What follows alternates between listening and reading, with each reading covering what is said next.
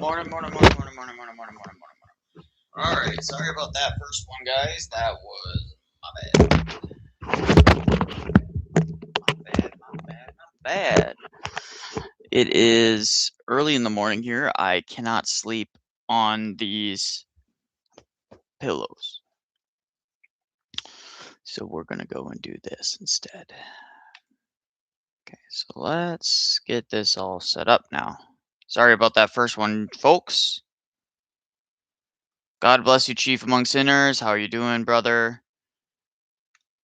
We're going to be doing some atheist reactions. I haven't done atheist reactions in a very long time. For many reasons. First, I find atheism incredibly stupid. And I find atheism incredibly easy to refute. I find it boring. I find atheists boring. I find the whole concept of an atheist stupid.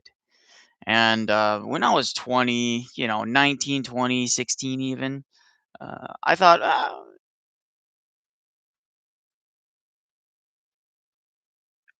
dealing with some PTSD. Well, we'll pray for you, all right, brother? But I find atheism, in particular, one of the most nauseatingly smug ideologies out there. Um, so I typically I steer clear from even engaging with atheists um, for a wide variety of reasons. Um, whoops, that is not what I want to do. Discard that. I gotta change over to a different. There we go. We gotta share this. So real quick, guys, I'm sharing this. So we'll see if the atheists do that. We might do a call in if there's any atheists in the chat on X, but I kind of doubt it. All right, so let's look up. There's this atheist that was showing up on my who is a very, very smug.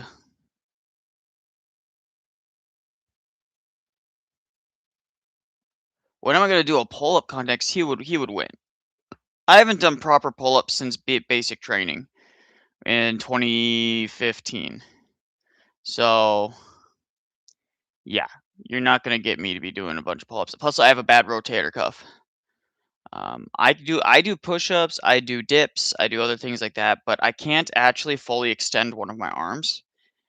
This one right here gets stuck right about there. It pinches a little bit, and if I pull it over, it feels better. But there is a certain angle I can't do it from, and that angle happens to be that. Now, I'm in a hotel right now. I'm in Busan. We've been filming some content, doing IRL streams, things like that with Kongmin Lee. Great first stream. Kongmin's a really good guy. He's a natural in front of the camera. He's a really smart guy. Very gracious guy, very friendly guy. Even if he's contentious online with his politics, he's very good. Oh, it was great. We were just wandering around Busan, really. I mean, the stream was good. The stream was just us chilling. It was just us chilling. It was a lot of fun. We were kind of also using it as like a preparatory for our content we're gonna be filming. So we're gonna be filming a bunch of man on the street content, and he wanted to get like some good ideas of places we might be able to do it. Which we are gonna try and do some man on the street filming tonight. And then today we have to meet with some people that are very important that we're going to be doing some content for as well. So we're doing 2 different content streams and stuff like that. Uh, other than that, it went great, and then we should be heading back up to um, we should be heading back up to Seoul tomorrow. So it's the early morning here, so I appreciate you guys.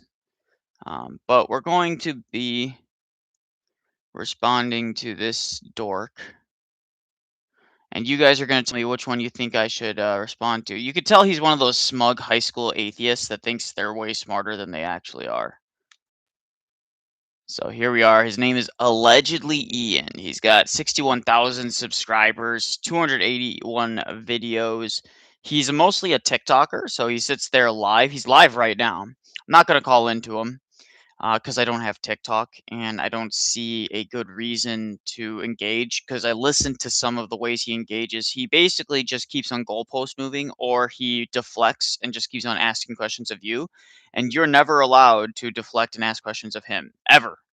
Um, and only time he'll let you ask a question is if it's an easy, really low tier question from a Christian. So he's like Christian meltdown, it's all these like clickbaity stuff where he looks like the rational, reasonable one. Um, Christian contradicts.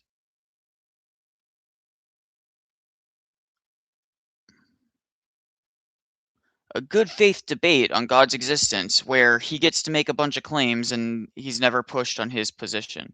Minister meltdown, runs away, weak, Christian crash out, slavery defender. Um, why is slavery bad? From an atheistic paradigm, it's not bad. Survival of the fittest, bro. Survival of the fittest. There is literally no reason for why atheists is ran. I debated this guy and two of his buddies. Oh, really? Did you? I wonder if he posted that. Were you one of the Christian meltdowns, or were you one of those that he conveniently didn't upload? I got them to admit they presuppose everything. Well, at that point, then it's over. And the thing is that Christians need to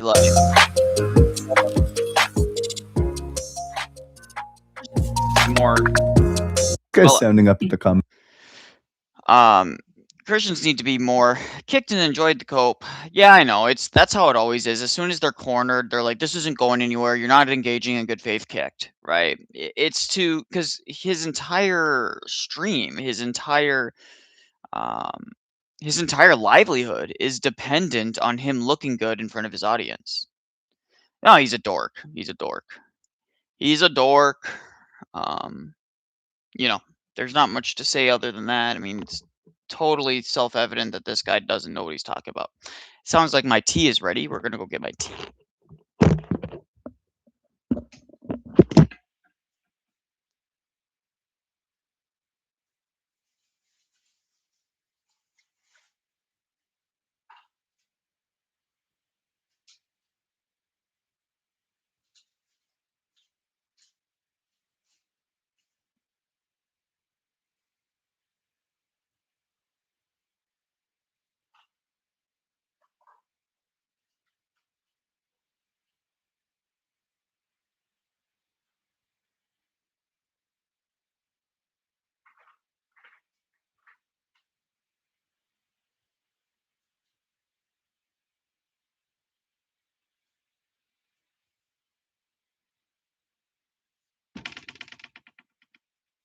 Got my tea.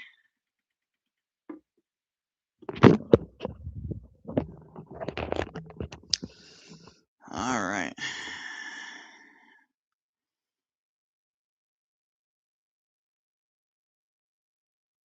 Did I make a cameo in that? Pastor P in a cameo. I don't remember calling into that debate. That was a long time ago, so I wouldn't remember, I suppose. Um, years ago when I was actually actively doing debates, I kept on telling myself, "Oh, maybe you should like start a channel." But I figured it was too much time and effort. I didn't realize that I could literally just snipping tool and screen record and screen grab my stuff.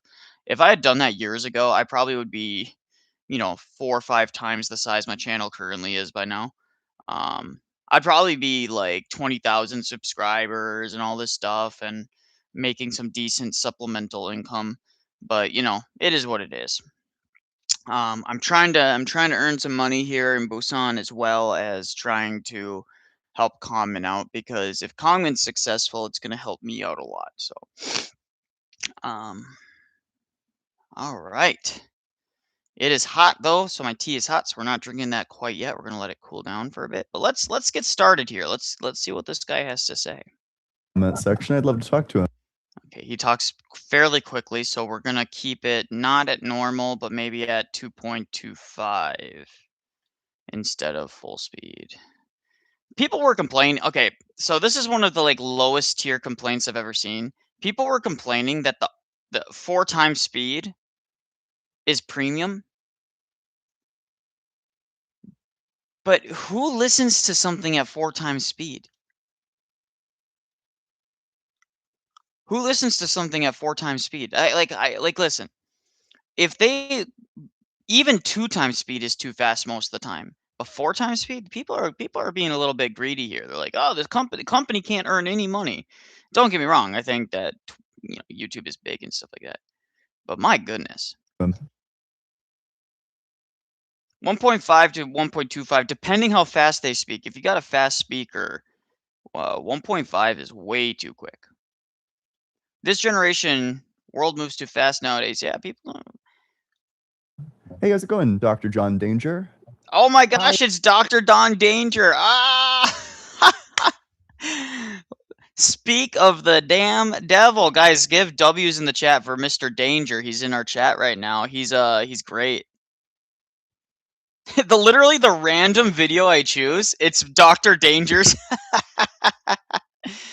All right, let's see how you do, brother. Let's see how you do. That'd be fun. How are y'all doing this evening? Also, just as a I've got to do my basic due diligence. Share the chat, guys. Share, like, subscribe, all that nonsense. Okay, got it. We're good. Let's go. Doing well. How old are you? I'm 42. Yeah, and what religion? I'm a Christian. Sure. What's your strongest argument or evidence for God's existence? So that's that is a very weird way to start a conversation. But I guess like the way I would start it, and I just want to say this before we get into Dr. Danger's response. The reason is because on TikTok they want to make sure that there's no minors on their stream because of TOS. It's stupid, totally unnecessary in my opinion, but they do it anyway. So, the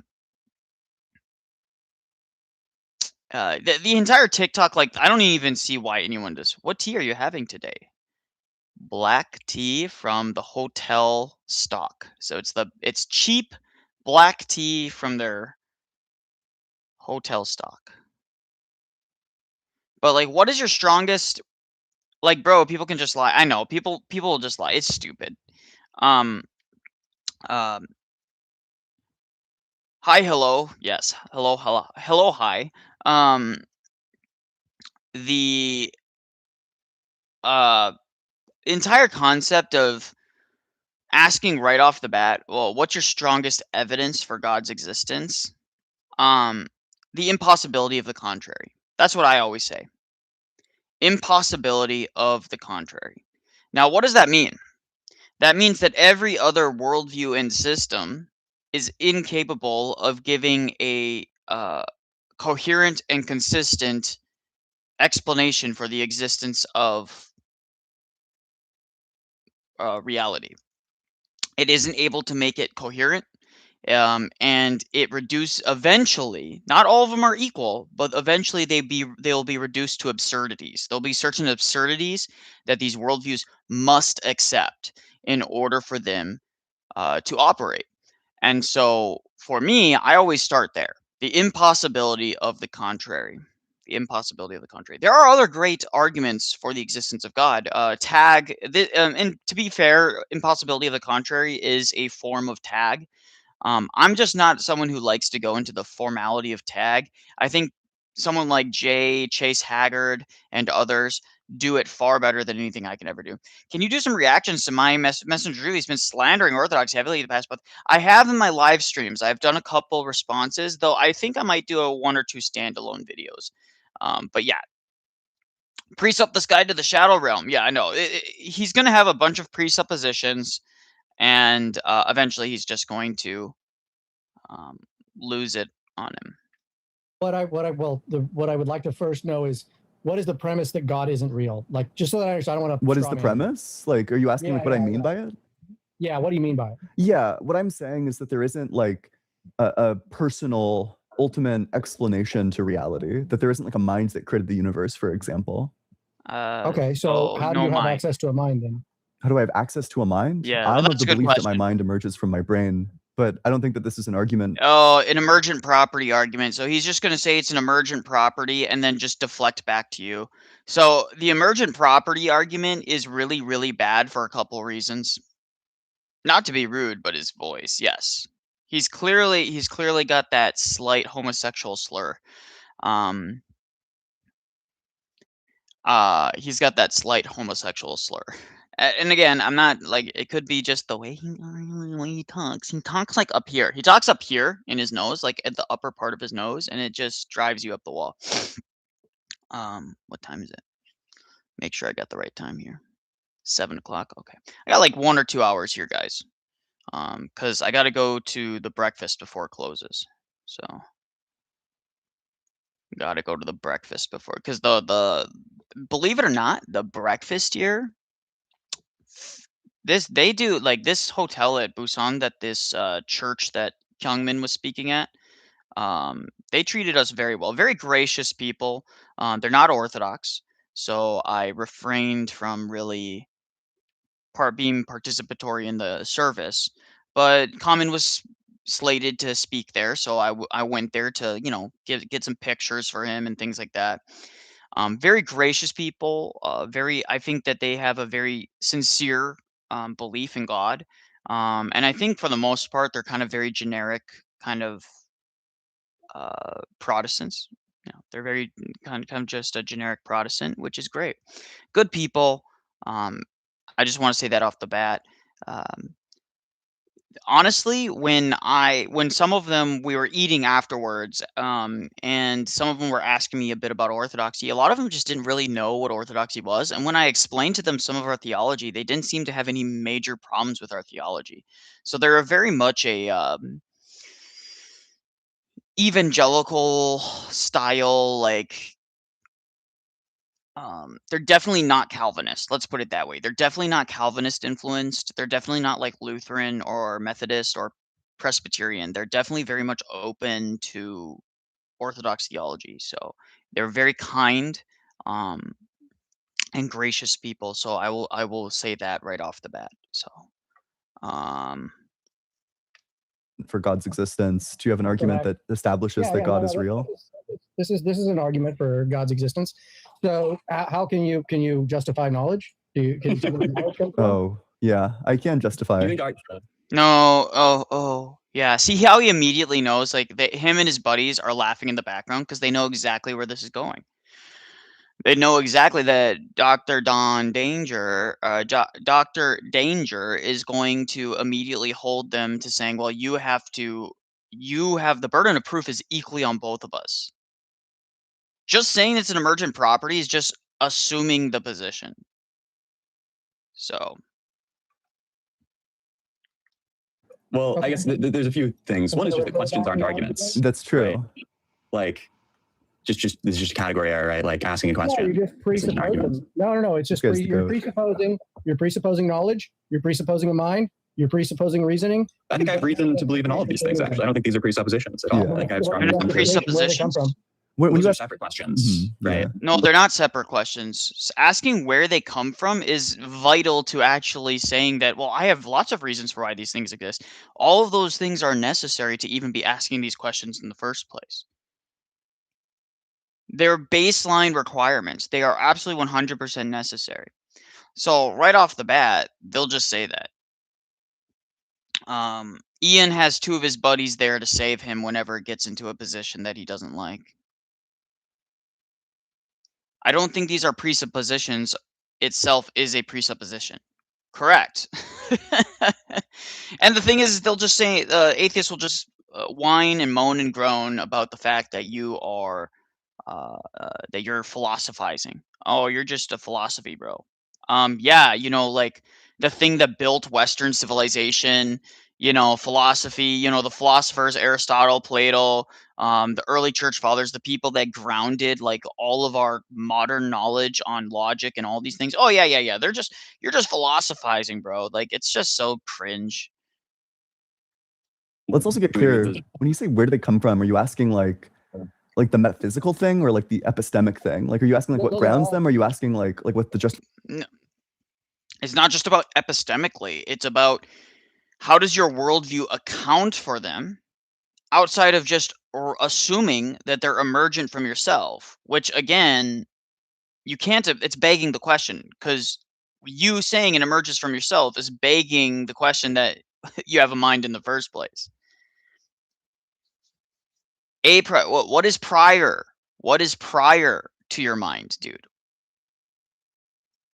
The one way that I like to get it out of them is saying, okay, here's how I would explain it. I simply go, okay, let's assume all minds, there's no sentient life in the universe at all. Do the laws of logic, for example, still hold true? Do the laws of logic still hold true? As in, does the law of non-contradiction still is still in effect even if there's no sentient minds in the universe? They would have to say yes. The laws of logic don't hold true in Minnesota, says Pufferfish. Yes, they do not.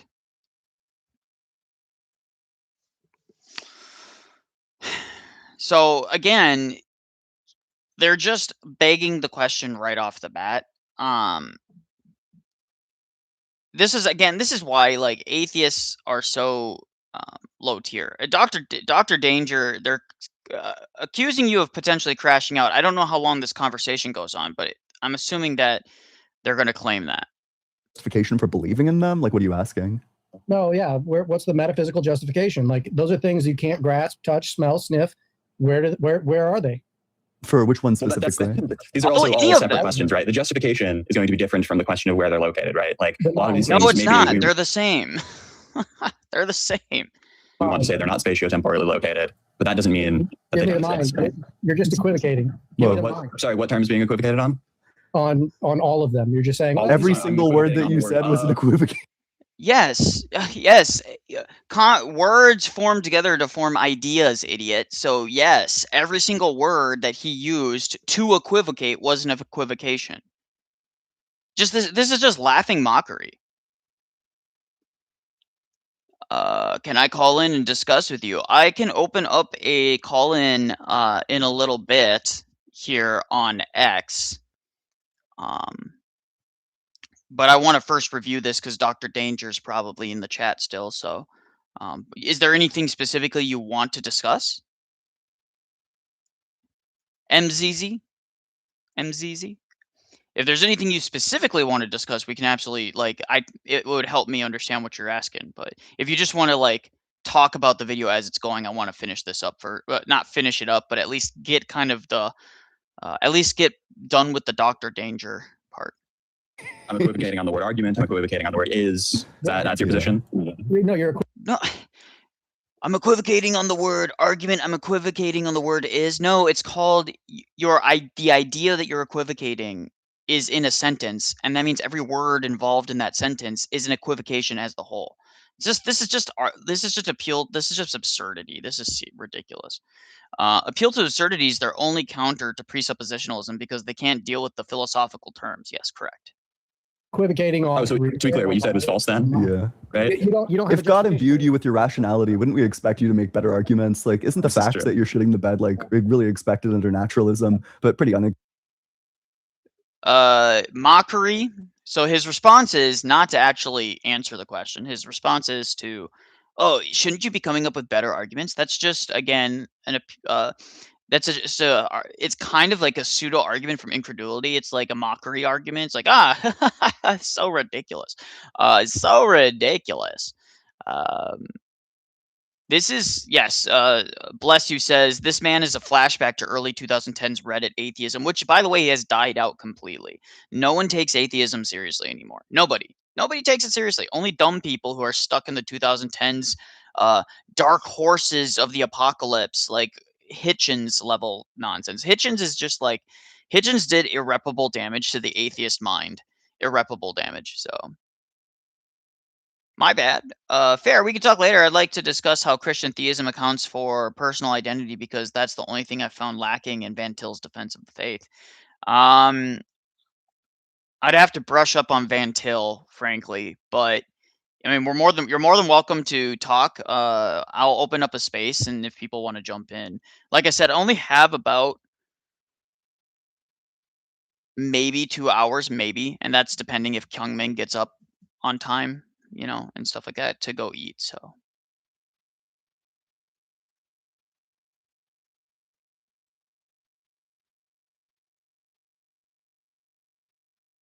MZ, your PFP is Nietzsche? Oh, is it Nietzsche? Oh, dude, yeah, dude, if you're a fan of Nietzsche, I don't know what to tell you. Aaron Ra's preserved corpse, yeah. Aaron Ra's a very sad and pathetic man. Very sad and pathetic man. His knowledge of science, his knowledge of like basic science is actually woefully lacking. He doesn't understand the terminology that he's actually engaging with. Hold on, guys. My tea is done, so I'm gonna discard the tea bag.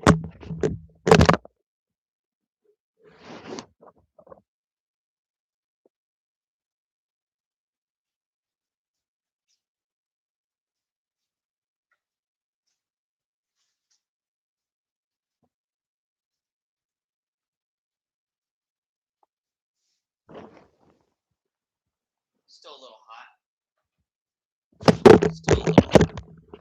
All right, still a little hot, but we'll get going here. We'll keep on going. Okay, guys. Expected if, in fact, God exists. So you're going to beg the question? Yeah, well, that's not what.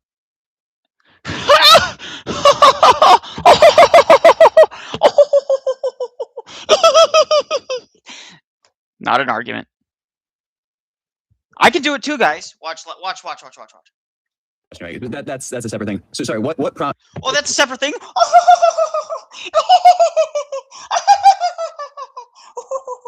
Right? I mean, that's literally what he's doing.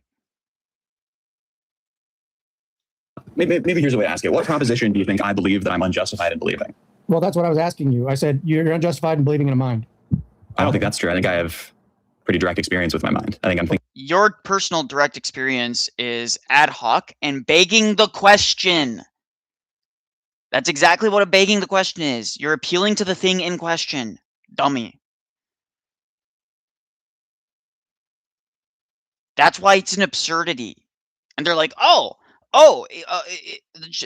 me just asserting that what is the grounding for your reasoning for this? And then John Day, they keep it up. I tell them to go get bagels at the end. Maybe that's the crash out. It got difficult to track between absurdity and actual counter arguments. This is stupid the stupid noun red herring. Yeah.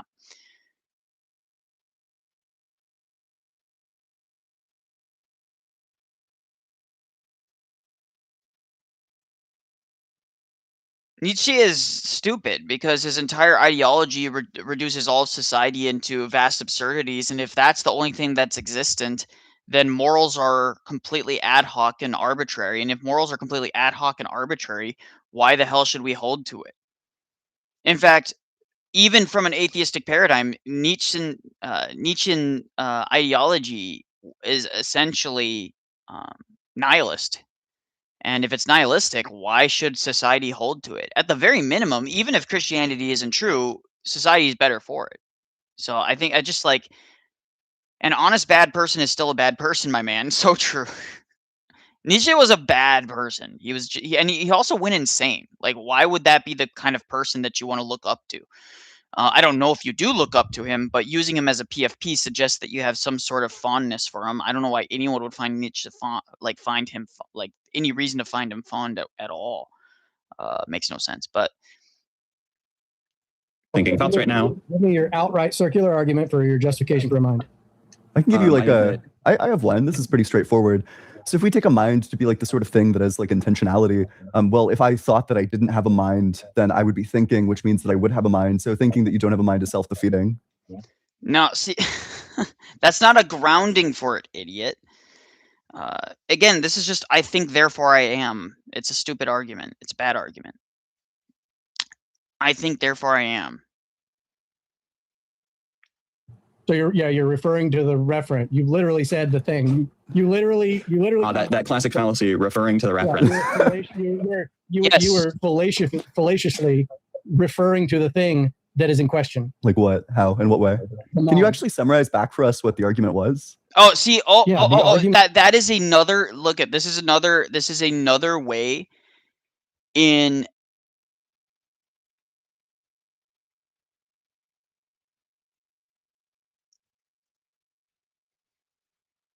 Hello says that's not a justification. What is this guy yapping about? 100% Nicholai. I think, therefore I am. Statement. Yep. Yeah. It's just a way to just like bulldoze past it so that they can get to their hyper niche. You know what I want to do? I want to do like a Bible stream with an atheist where they just go over all these absurdities they think they think about in the Bible, and every time they think something's absurd in the Bible, I'll just say, "You're an atheist. You have no reason to think anything is absurd. For all you know, you got kicked in the head by a donkey, and you're imagining and completely illusory about all of these things. You don't even know if what you're doing."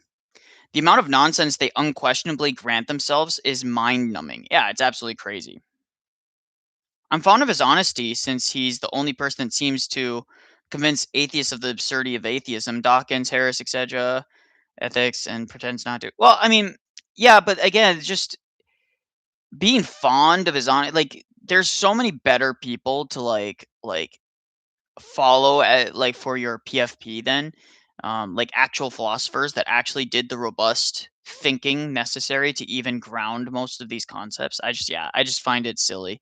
But I mean, you do you. Argument is, can you justify a mind? You go, well, I think that I have a mind, therefore I have a mind. That's not what I said. That's not the argument. That is Summary, exactly that's your that argument. is a summary of what his art. That's exactly what they said. Dr. Danger is absolutely right to call them out for that. Well, then Wouldn't we expect your ears to function if God designed them? Like, isn't the fact that you can't fucking hear like really expected under naturalism, but pretty surprising under the theist worldview? 엄청나게 많은 업데이트가 된 슈퍼 에이전트 젠스파크 AI에 대해서 알아보려고 합니다. AI, 못하는 쇼웨이에 관련된 콘텐츠들을 이 5. You think I'm arguing from naturalism? I'm saying that the fact that you can't listen or track the argument, the impairments that you have to your listening ability and so moving into insults. Korean pop-up ads fallacy. And by the way, like some people like are whining about the fact that I don't use Brave all the time. I actually think that there is something to be said about like content creators actually being able to earn money. So I actually am like totally fine with, like, I understand people using ad block, but I actually think like, yeah, just give the people their like 0.50 cents, you know what I mean? Per click or whatever. Like, what harm does it do? That's kind of my philosophy on it. reasoning ability are unexpected on your worldview. Well, that's an assertion. That's definitely not. You haven't demonstrated that. Wouldn't God want you to have knowledge? That's your assertion. Yes, we believe that God has granted us the ability to know things because our minds are rooted in a divine mind. Reality is rooted in the divine mind of God. Creation is rooted in the divine mind. All things flow from God, meaning we can actually comprehend reality through divine revelation. We have a coherent system in which we can make sense of everything that is happening around us. His position here is incoherent.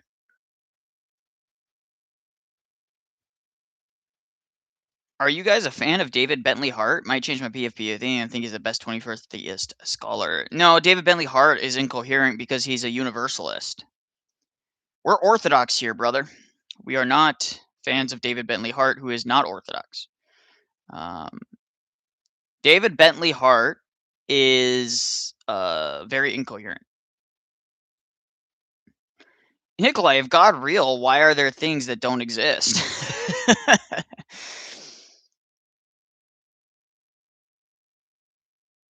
You got to lock in, bro. I want to see at least one W take from you this stream. Profound Bean says, yeah, so true.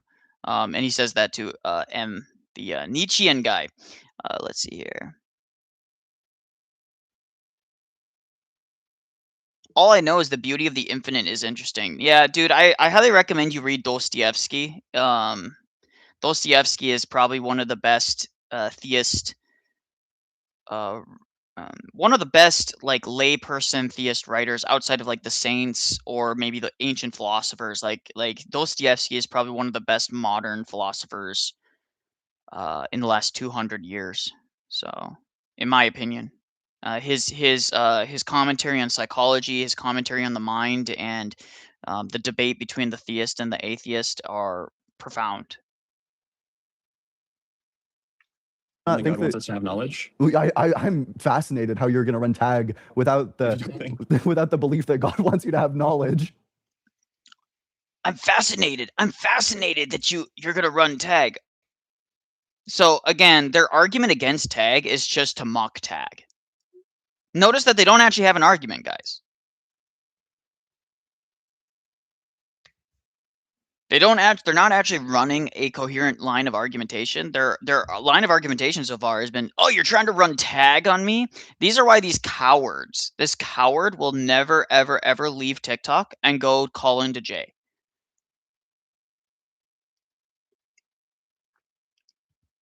Listen, my argument is rooted in tag, but it's just the impossibility of the contrary. It's that simple. Because what it does is it gives the burden is on both parties. For me, the only coherent and consistent worldview is orthodoxy on the whole, but theism slightly like less so. I think there are flaws in every atheist paradigm outside of orthodoxy, but I think every paradigm outside of atheism is superior. So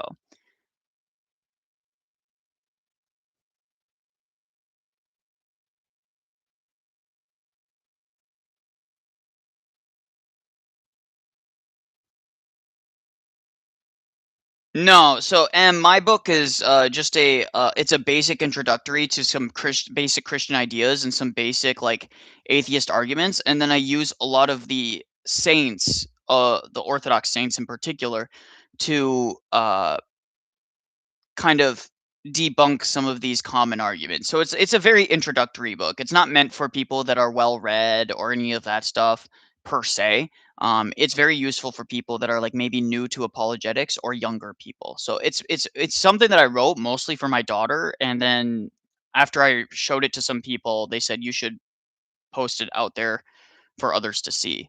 So that's what my book is about. But if you're already somebody who's explored some of these topics, it might not be edifying to you specifically, unless you maybe want to hear what some of the saints have to say about certain topics, right? He's projecting his assertion of my positions. He's asked me, I just dismissed the assertions, and then as we see, he ran with it as if it was my position. Yeah, I know, it's ridiculous. Why would you say that? Why would you implicate a want as opposed to just an aspect or concept? Because that's what I meant. I don't know what the equivalent aspect here would be. Yeah, exactly. I mean, so I know what it means to say like God wants you to have knowledge. I don't know how to turn that. You. Yeah. Like what are you? So the idea would be that generally God is going to be motivated by his desires because God's a mind, and minds are motivated by their desire. Okay, so he's anthropomorphizing God. Say a divine mind is not the same as a created mind. God is not influenced by secondary causation. Right? God isn't influenced by outside causes. Desires are something that are external to oneself due to what? A lack of something. It's on Amazon under Connor Blazing. Yes, by the way, guys, that is my name. Connor Blazing, as in Blazing Saddles. I know a lot of people don't realize that. It's an ebook, so I still have to get a proper cover made for it, and I still have to get a paperback made from it because people keep on asking me. But I'm so busy, guys. I'm so busy, and I'm trying to actually earn money and stuff like that. So it's like, ugh. I gotta go do that. I gotta do it because the thing is the paperback version. I have to completely reformat the entire book in order to make it fit in a proper paperback, and it's like so frustrating to get it working. So I might ask Kyungmin to read it.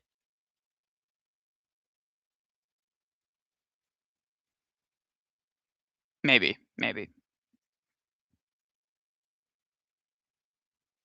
Is my last name really Blazing? Correct. Blazing. Yes, as in with it. It's not a Z though. It's an S. For some reason, my family, when they came over from Europe, they were like, "Let's keep it we're gonna change the name to a S instead of a Z." And I was like, "Okay." I guess that's what I inherit. So, but yeah, I got a lot of crap for that last name, Bo. A lot of people are like, "Oh, it's very good, right? Oh, it's a very nice name, very nice, very nice, very nice, very nice name." And I'm like, "Okay, sure." But then you grow up with millennials who are like, bro, Blazing, do you know where I can get blazed at, or do you know where I can get a doobie? Get it like stuff like that. Oh, where can I find the drugs, Blaze? And I was a runner too. So what do you think my coach always said? Blazing, live up to your name, run faster. And I'm like, oh Lord have mercy.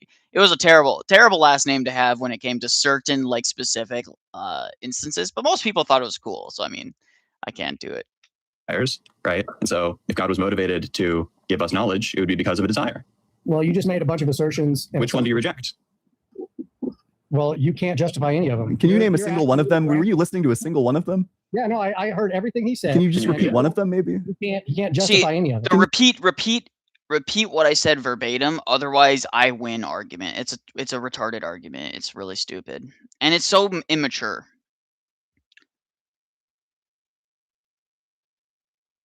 Sorry, I just got recommended your stream while watching Ian. You're a smart guy, so I'll be back. I'd love to see a convo between you and Ian one day. I'll shut up and now and take care. Hey, God bless you, brother. I hope that you will read Dostoevsky. He will blow your mind. He's a very smart man.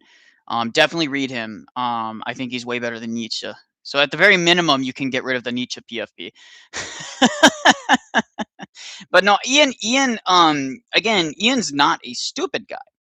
See, there's a difference between stupid and somebody who is ideologically captured. He's clearly smart enough to recognize when he's in a dangerous argument. He's clearly smart enough to recognize certain things. The problem is that this is not a good way of engaging. Wait, is this really all Ian's gonna run, bro? I know, yeah. It's just childish. It's childish. Again, there are atheists that have put up really good, robust defenses of their position, or at least a skeptical position. Not necessarily the atheistic paradigm, because I don't think you can really defend atheism. I think an honest agnostic can ask really good questions and challenge a lot of theists to think about why they believe and the reasons they believe. But I think ultimately, it boils down to an insufficiency, right? It boils down to they eventually, when you get to the heart of their problems with theism, it becomes absurd.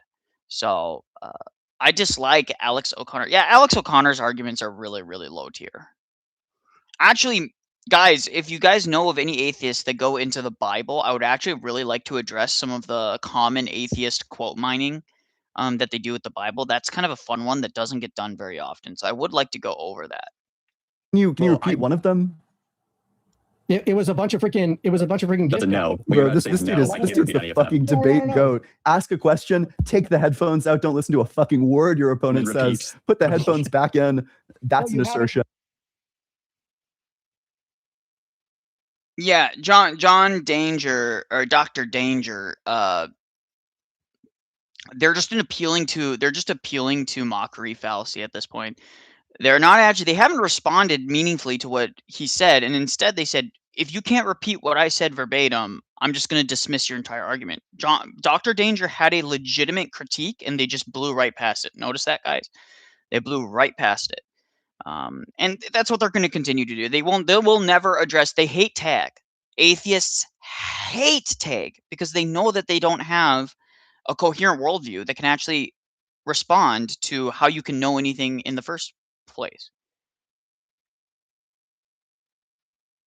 I know there's an atheist called Joel Reads the Bible. Deconstruction Zone 2, yeah. Well, we could maybe do that one. If we have time here, I'll do that one. Bro asks a question, and they reply with a question, then mock him. I know, it's ridiculous. You haven't even made a counter argument. All you're doing is just saying, well, then, you know, if then this. Well, wait, sorry.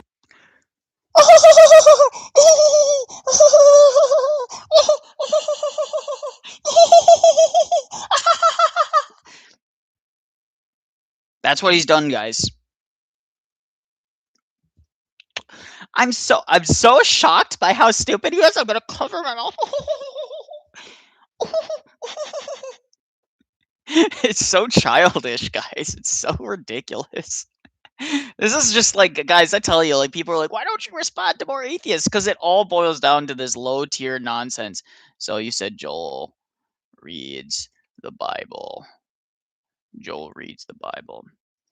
Anyways, any atheists in the chat, we love you. We want you to come to the faith. We want you to have a coherent worldview that can ground meaning, that can ground your belief about the world. We don't want you guys to live out a life of just pure absurdity, mockery, and just complete nihilism. Because that, I think, as much as we are giving M crap in the comments, which God bless you, M, as much as we are giving you crap, you were correct to say that Nietzsche was at least a consistent atheist. At least Nietzsche was a consistent atheist. But the problem with Nietzsche is that he took it to its logical end. He took his worldview to its logical end. And if you are going to take his worldview seriously, all society crumbles under it. Did Nicholai turn into a monkey? Well, I mean, I am a monkey. Don't you know, Puffer? I am a monkey. I am monkey. I am monkey. Evolution. Ha! I am monkey. Hoo hoo. I mean, from Ian's point of view, actually, you're an ape. Actually, guys, you're actually an ape. You're not actually a monkey. Don't you know the difference? These stupid creationists. Like, there is a distinction between monkeys have tails. Apes don't have tails. Apes are the closest ancestors we have to modern man. They are cousins. Okay, and don't forget, guys. Don't forget that an ape is not the same thing as our early ancestors. Our early ancestors were Neanderthals, and Neanderthals then came from highly advanced apes like Lucy. Don't worry about it. Don't worry about the fact that Lucy is a figment and a hoax. Don't ignore the fact that all of the early ancestors of humans, all of those have been proven to be hoaxes or completely ridiculous ad hoc claims about bones that don't actually work. And don't ignore the fact that we've actually mixed up baboon bones on accident or with our early ancestors, and most of the bones that we have are just like formed together. Like, gosh, guys, they're so stupid.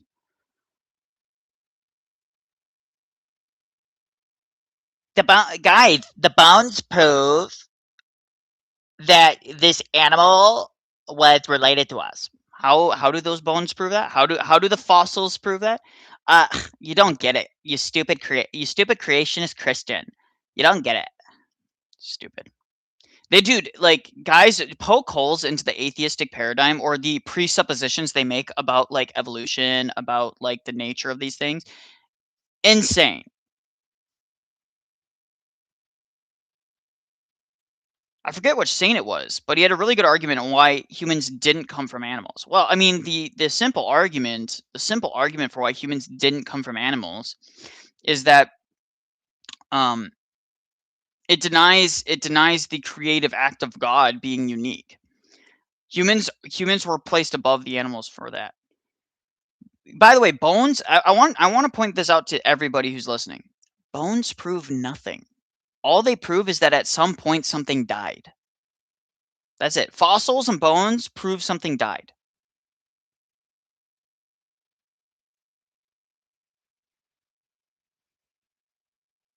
It's the bones! Guys, it's the bones. The bones prove everything. Like, if you just look at enough bones, eventually you could create an entire philosophy and an entire textbook of absurd theories based on the bones. The bones. It's the bones. Nicholai, thoughts on where dinosaurs fit in? I'm glad you asked it. I'm glad you asked about dinosaurs because I used to be a dinosaur nut as a young child, a dinosaur nut. And I always had a problem trying to reconcile my faith in God with the fact that we knew, quote unquote, dinosaurs were millions and millions of years old. Millions of years old. And then you start looking into it and it devastates you that we essentially have no skeletons that are complete of any dinosaur ever. We have almost no skulls. Sometimes we'll have a tooth. Sometimes we'll have a tooth. Sometimes we'll have a knuckle bone. And they'll create an entire diorama based on a knuckle bone. No joke. They do this all the time. Now what are dinosaurs? I mean, they're just like the ones that are real, they are just simply put dragons. There's a lot of historical evidence from many cultures all around the world, from ancient China to the Mayans, to ancient Cambodian civilizations, to medieval Europe, to ancient Rome, of depictions of giant lizard-like beasts, animals, etc. that are dragons. Those are dragons. Now, some of the stories about dragons have been mythologized and exaggerated, but for the most part, they are simply dragons. And an interesting thought is we all know that the Chinese zodiac calendar is very old. It's very ancient. And you'll notice that every creature on the zodiac calendar is a real animal, except for one. Dragons. Jay Dyer and Orthodox Luigi both blocked me on X. Well, Justice, to be fair, you are a little annoying on X. You're lucky I haven't blocked you. But because you're a youngin', I'm tolerant.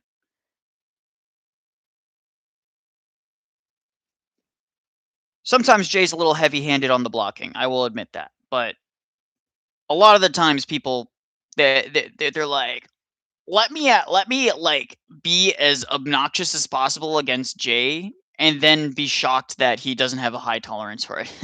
you gotta guys, you gotta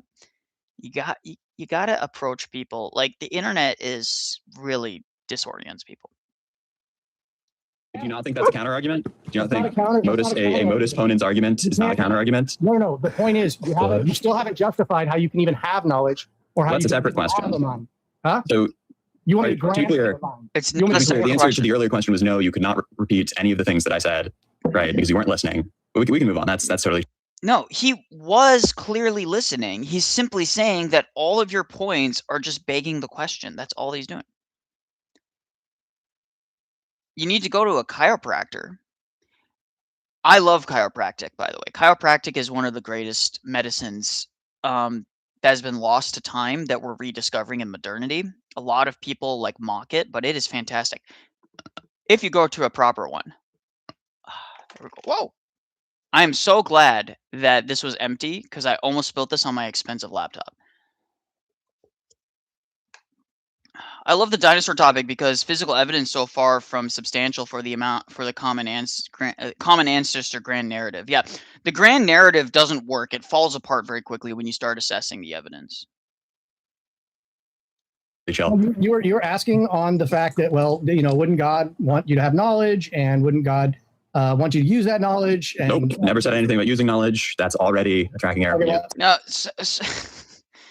I didn't say anything about using knowledge. Yeah, but we all have heard these arguments from you guys a million times. We know exactly where you were going to go with it. Like, they always pretend. Justice Groyper will be Orthodox. So true. They always go and appeal to these just like ad hoc notions of like, well, that's not where I was going, dude. We are not stupid. We have heard these arguments a million times. By the way, Cleve W, how are you doing, brother?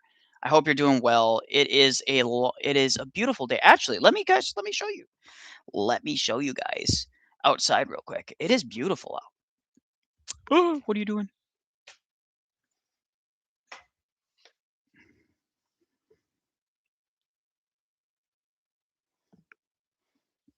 I'll post some pictures on X of Busan later, guys. It's absolutely gorgeous. Absolutely gorgeous out right now. It's the weather is like for winter. It's especially because this is a more northern country, so it does get a winter. But Busan is a very tepid winter. It was like 40 degrees yesterday. It was absolutely beautiful. My hands weren't even getting cold outside. So That's really if I brutal. missed place in the conversation, you can repeat it back to me, and I'll. Yeah, I can repeat it back. It was pretty simple. So God is a mind. Minds are motivated by desires, right? And as such, God will be motivated by his desires. yeah, again, non sequitur. I'm Cleve. I'm actually hanging out with Kongman. So I actually went with Kongman when he did a speech at a church. So I was with him there. I didn't really participate because Orthodox, but I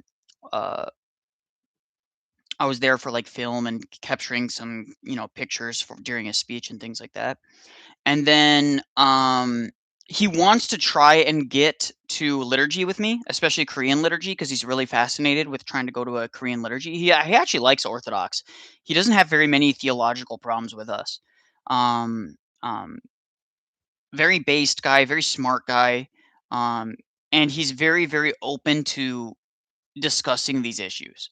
And I know he's going to be talking with you soon, so God bless you. I've been working with him for a while, so when I heard that he was going to talk with you, I'm like, oh, you couldn't find a better person to talk with, because I think you guys come from a very similar vein of thought. But you should look into Korean Protestant Protestant sects, because there's several different Korean Protestants that he comes from, and Korean Protestants tend to have a very loose creedal. They're very loose creedally. They're not super hardcore creedalists. So they're not like Lutherans or Methodists or Anglicans in that they're very creedal. They're not at all. They're very, very it's kind of hard to peg them theologically. They're very much just like, you need to love Jesus, which is good because they love Jesus, and I genuinely think they have a heart to know more about Christ. But in the same breath, a lot of times when you talk to them about heresies and the nature of God, they just kind of assume it all. They just assume, and they don't really question the roots and where it comes from and these types of things. So, Bappy Korean, so true. Because Jay Dyer doesn't understand Catholicism, to be quite frank. No, he does. He was Catholic for 10 years, dude. He was trad Catholic specifically. He's very, very, very well read on this. The only people that deny Jay doesn't know anything about Catholicism are the people who don't like that he came to a different conclusion about Catholicism than them. They came to the conclusion that Catholicism is true. And Jay's like, it's incoherent. It's not consistent. There are massive problems in Catholicism. There's massive theological problems in Catholicism. Therefore, I must become Orthodox. And because he did that, they're like, oh, he doesn't know anything about it. Well, that's what the Calvinists say. It's the same thing that Calvinists always do, right? What do the Calvinists always do? They always say, oh, you don't understand Calvinism. Whenever you critique Calvinism, oh, it's just because he doesn't understand Calvinism. It's a bad argument, dude. It's a really bad argument to use. Demonstrate why he doesn't understand Catholicism. Demonstrate that he doesn't have sufficient knowledge to understand the theological implications and the theology of Thomism. Show that he doesn't understand essence energy distinction. Show that he doesn't understand act purus. Show that he doesn't understand the filioque. And the fact of the matter is he has a perfectly adequate understanding of all of those things. Okay, so that's all I'll say on that, and then we're going to get back into this. Let's see. Chase Porter says, I'm not sold either way on evolution, to be honest. I didn't understand both sides, but what is the main contention theologically with evolution? Are they truly mutually exclusive? Could they ever be reconciled? So it really depends on what you mean by evolution. If you mean like, are there changes that happen between animals? Like, do birds, when they interbreed with other birds, or when they breed over time, develop new traits? Sure, but there's a limiting principle, and that limiting principle is genetics. Genetics can only be changed so much before they become insoluble. right? Before they start breaking apart. We see this with like interbreeding, right? Interbreeding leads to eventually the genetic code becoming so frayed that the animal itself is just prone to all sorts of health issues to where it just dies, right? And so that's the main problem, Chase, with evolution, is that they have no mechanism that they can prove, that they can demonstrate. Because again, a lot of atheists will say, well, you have to prove it scientifically. Well, they haven't been able to prove common descent. They haven't been able to prove how new code gets into it. They haven't been able to prove any of that. So dinosaurs and dragons are just different names for the same animals? I would say so. Some of the dinosaurs are made up in the imaginations of these kooky scientists who want to create this mass narrative of like prehistoric times. I assume it means you accept we coexisted. Yes. If so, do you think they died in the flood? I don't think all of them died in the flood. I think again, there's a lot of evidence of dinosaurs and dinosaur/dragons existing all the way up to about medieval times. I think they were hunted to extinction. I think different climates caused changing climates also caused mass extinction of them.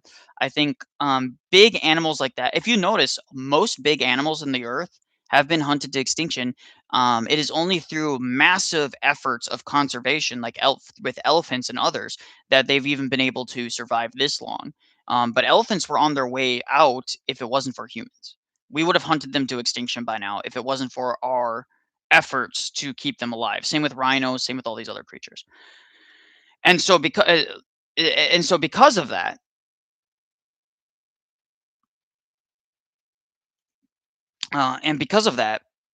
um, I think most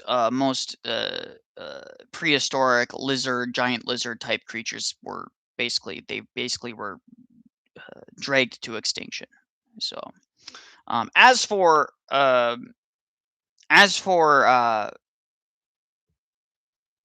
evolution, to go back into evolution with what Chase was asking. The other problem with evolution from a theological perspective is that it necessitates within its own paradigm death before the fall, because the mechanism for change is death. The mechanism for change is death. Death is a necessary aspect of evolution, and we know theologically, and the saints talk about this ad nauseum, death did not exist before the fall. To suggest that death existed before the fall is to say that God created death in the death. But we also know that death is a removal of God's life-sustaining energies from us that animates us. And we know that death is something that came after the fall. And why do we know this? Because it says in the scriptures that all of creation groans for a savior. Why do they groan for a savior? Because of the death and decay entered the world through our sin, because we were the representatives of that. We were given dominion over the animals, and our sin was a cosmic in scope. Our sin was cosmic in scope. It affected everything. The fall affected everything. So no death at all, Chief. We'd have to say God created death if that were the case. Yes. God allows death as a mercy, but he didn't create it in the sense that he created death in order to do that. It's like saying God created sin. Sin is a privation from the Orthodox paradigm. So, also, archaeologists use insanely flawed dating methods of using rock layers in the crust as atheists. Yes, correct. All right.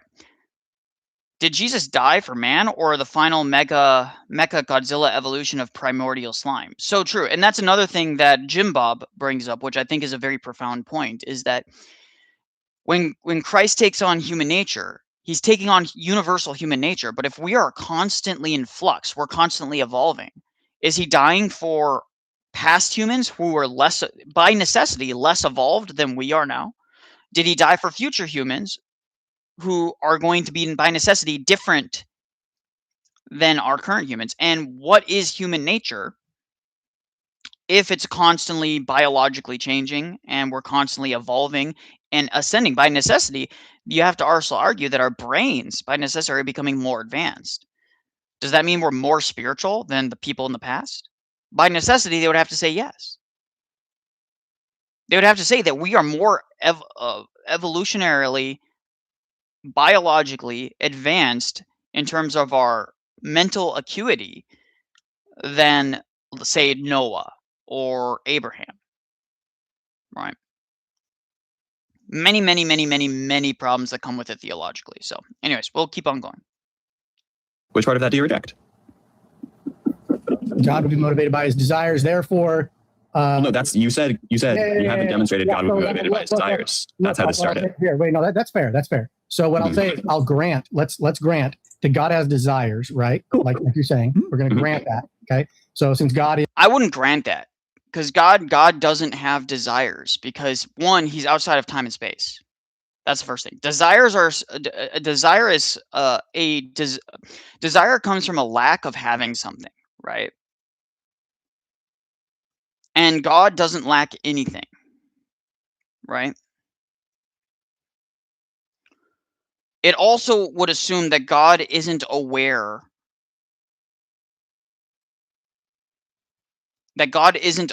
of something, and he becomes aware of something later, and that thing is external to himself. Nothing is external to God, right? There's only two things. There are privations, and then there are things that are of God. But doesn't God desire everybody to be saved, though? Yes, Salad, but you're confusing anthropomorphic language that we use to describe God's plan for us and what his intentions are with a something that is external to him, making him want that, right? Yeah. So we anthropomorphize God to help us understand why God operates the way he does, but it's not because there is a change in God, right? Yeah.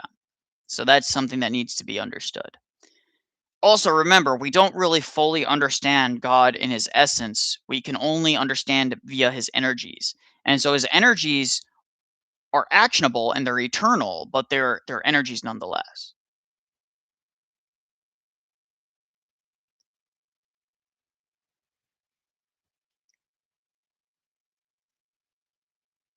Ybarra has been working out recently from my understanding, so good on him for trying to lose weight. But yeah, I'm not very impressed with Ybarra. I don't think he's as intellectually giant as possible. He runs away from Craig Truglia like a bat out of hell. Craig Truglia has been trying to like re-engage with Ybarra since they last debated years ago. And Ybarra runs from Craig. He runs from Craig. And he's never done a proper assessment of Craig's book, The Rise and Fall of the Papacy. Craig Truglia completely mogs Ybarra intellectually. It's not even close. And by the way, I have certain maybe minor gripes with some of Craig's theology not even his theology, but maybe some of the ways that he expresses the theology. I even have minor disagreements with certain things about that Craig maybe agrees with. I think he puts too much emphasis on penal language, for example, though his economic atonement video is fantastic. So Ybarra also never learned a thing from his debates with Orthodox over the years. Yeah, Ybarra continues to make the same bad arguments that we've addressed a million times. So what it suggests is either he's not actually paying attention to what we're saying, or he is just disinterested in actually engaging in good faith with our position. So for me, I'm not very impressed with Ybarra. is the mind. Sorry, to be clear, we agree what you said earlier was false when you said there's no reason to think God does have desires. No, there isn't. You don't have a reason, because if you don't believe God is real, then you don't have a reason to think God has desires. Do you think that Spider-Man? Do you have reason to think that Spider-Man shoots webs? Oh my gosh, are you kidding me, guys? Are we seriously doing the whole Spider-Man bullshit? Gosh, it's so low tier. Oh, Lord have mercy. This is so low tier. So low. 100 brain cells exit from chat. Dude, like my collective like will to live just died a little bit right there. My will to live. These people might be they wouldn't last 5 seconds with Bryce J. They won't last 5 seconds. But that's also because they're not prepared. A prepared atheist, Bryce doesn't really like tag as much, which I think is flawed. I think tag is like the fundamental defeater for most of these people. That's why they mock it. That's why they run from it. So I think I have reason to believe that, but I also don't think Spider-Man is real. Well, yeah, I mean, it's a logical possibility, but it doesn't mean that it's... That's not at all related. Nobody's talking about any modal facts. You're just very confused. So what you said... No, see, we are talking about modal facts. You brought up a modal argument, you idiot. So, of course, it's fine for Dr. Danger to bring up the fact that he says, well, yeah, of course, it's logically possible. I mean, but I would just say you're appealing to absurdities. I would like them to address the absurdity argument. I would like them to... base it on that. I'd really like them to actually address the actual core argumentation that Dr. Danger is actually bringing up here. So far, I think Dr. Danger is doing good. I just think sometimes, again, I think some Christians, they just grant too much to the atheists for the sake of moving forward in the conversation. But whoever allegedly Ian's friend is here, he has far too high of an opinion of his intellect. Far too high of an opinion. He likes tag, but not in its simple form. He says he's writing a 100-premise syllogism for it to demonstrate the impossibility of the contrary to get orthodoxy, kind of like FDA. Wait, let me read this again. He likes tag, but not in its simple form. He said he's writing a 100-premise syllogism for it to demonstrate the impossibility of the contrary and get to orthodoxy, kind of like FDA. Yeah, but that's first off, syllogisms are like I'm not okay. Can you put your argument in a syllogism? I hate that shit. I think it's so childish. Like, oh, you gotta put it in a syllogism because that's what the atheists always. Oh, put the argument in a syllogism. I don't think it's necessary. Jim Bob proves it's not really necessary to have a robust syllogism that answers every possible contention, right?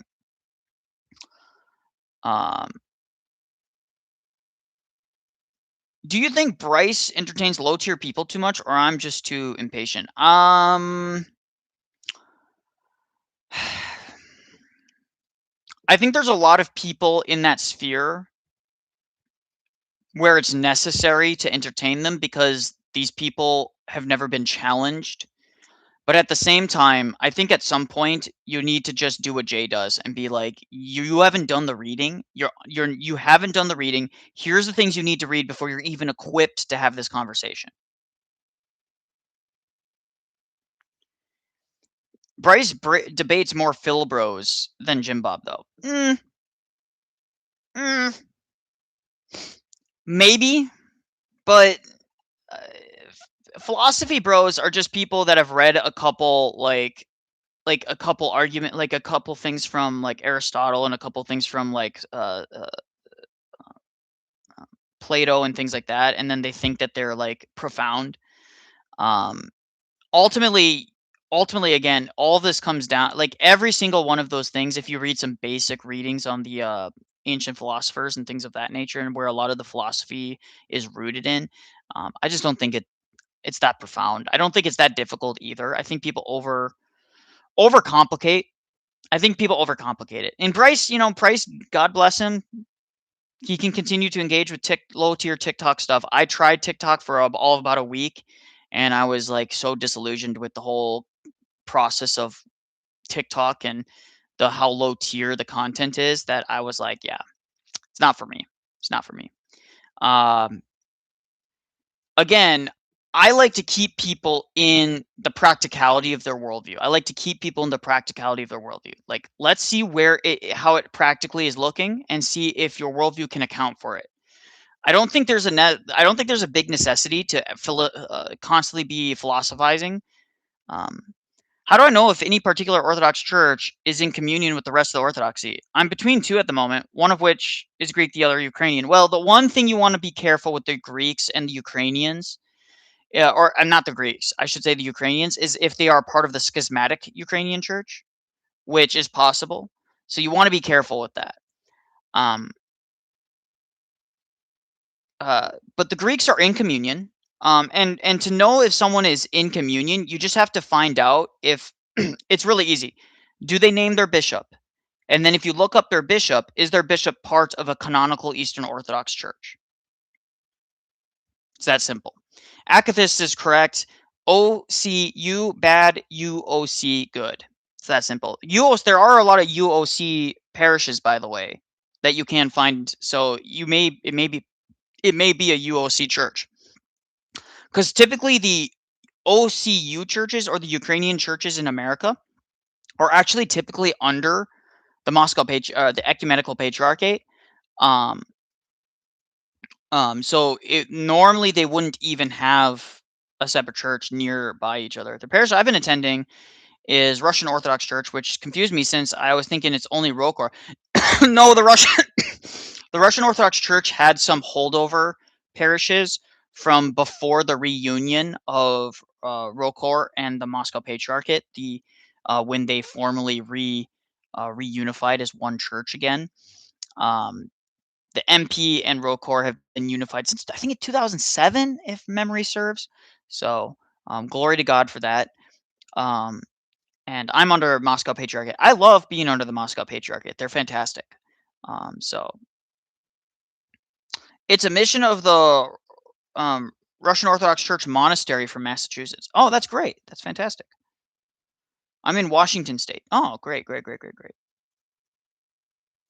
Rokor is in communion with Moscow fully, so I mean they are just our little brother in the church. Rokor is the little brother of the Moscow Patriarchate, and Rokor, to be fair, kind of is more oriented towards converts in a lot of ways.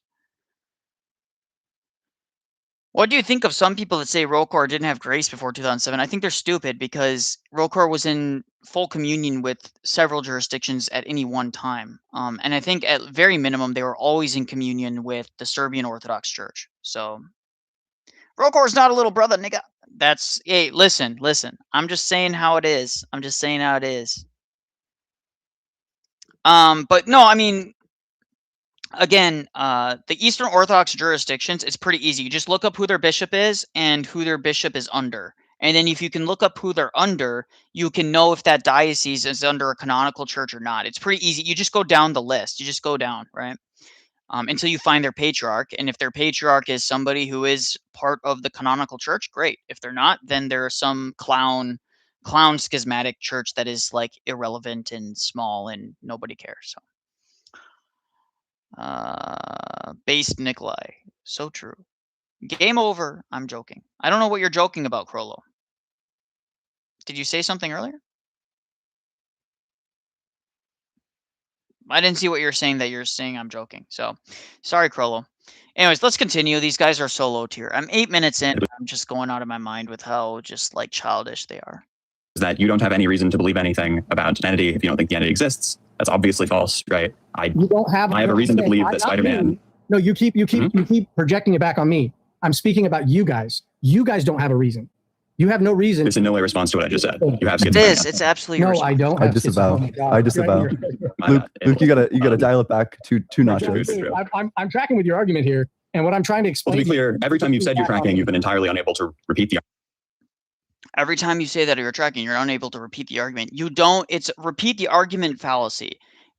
I don't have to repeat your argument verbatim to understand the logical implications of your argument. It's so stupid, so low tier. I'm part of Antiochian Church in Boise, Idaho, says Rock. All three churches here, Goark, Antioch, and Rokor, are bursting at the seams with converts. So true. And it is actually crazy how quickly Orthodoxy is not just converting people, but just growing across the board. It just cannot. It's just so. It's just we're not even able to keep up with it. I mean, the amount of converts. So. Shout out to Spokane. Yeah, Spokane, I've heard, is also growing fairly rapidly. I think Father George is out in Spokane. Father George, he used to be active on Twitter. He's not active very much. I don't think he's active, or he deleted his Twitter at some point. He's a fantastic priest, good man. He was a light on X. I wish he would have stayed because we do need clergy that are engaged in the social sphere. So the arguments, I don't believe you on that one, but we can move on from that, I guess. So do we agree? Argument, like, who cares if you believe it? My argument would be, how do you even know the words you're speaking have any coherence? I've been wondering about if this guy would try Jay. He wouldn't go near Jay with a 1,000-foot pole. This guy is so low tier, so impossible to have a discussion with. And Jay would have none of it. He would be kicked from Jay's stream in like all of like 5 minutes. 5 minutes, because the guy would not be able to get. I can't find a bishop, but it says they're under the jurisdiction of the Ecumenical Patriarchate on their website. I would say steer clear then. Steer clear from the Ukrainian church then, because they're most likely under the uncanonical schismatic group that the EP is trying to thrust on the rest of Orthodoxy. Just go to the Greek church. Greek churches, 90% of Greek churches are fantastic. 90% of them are great. Most of the priests are great. Talk to the priest, get a feel for it. But at the end of the day, when it comes to Orthodoxy, you're going to church for the Eucharist and for the liturgy. You're going there to partake in the sacraments, partake in worship. If you're looking for theological, like to be trained theologically, that comes from a spiritual father, and that comes from guidance from your priest, and that comes from, you know, others that are well regarded online, other clergy like Patristic Nectar, like Orthodox Ethos, like various Trisagion films, who go into depth on certain topics. I'm not saying that they trump your local clergy. I'm just saying that, like, your local clergy are not going to always have the ability to explicate in depth every single one of these arguments. It's just not possible.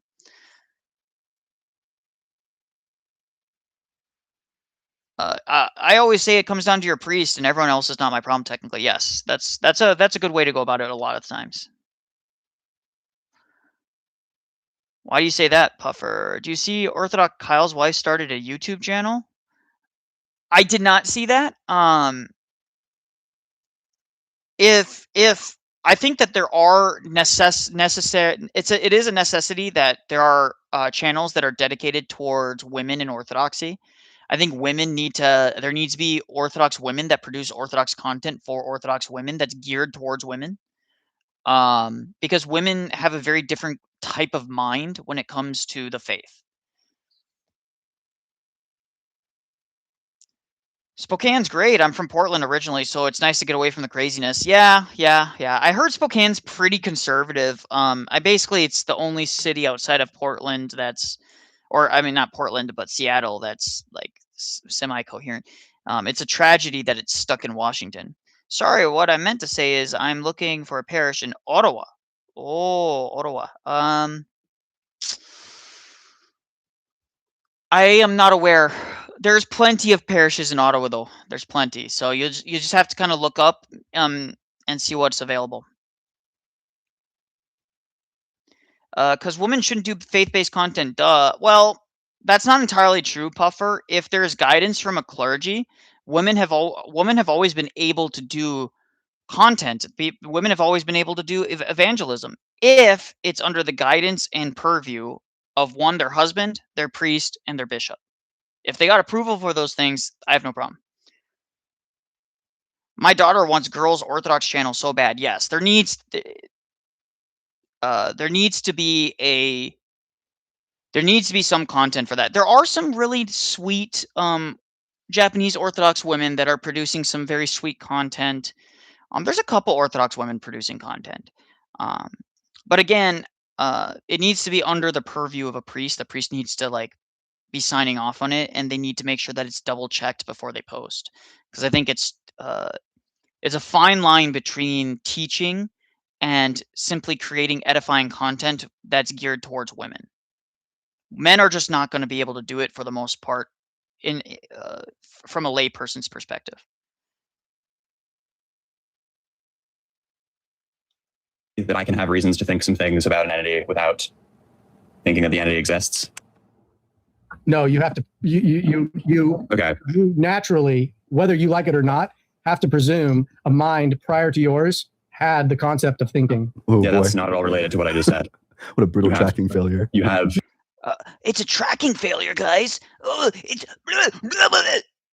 no. He is going 2 steps before your argument. Just because you have an argument up here doesn't mean he has to hold to it. If there's an underlying structure of your argument, he's allowed to attack it at any point in that structure. He doesn't have to directly advance your position. No, just for you to even speak, you have to presume a mind had a concept for you to Notice speak. how you just keep repeating, like I could say anything right now. You could fill what I'm about to say with any words, and what you're going to respond with is the exact same thing regardless. Yes, because you're not responding to it. So low tier. So low tier.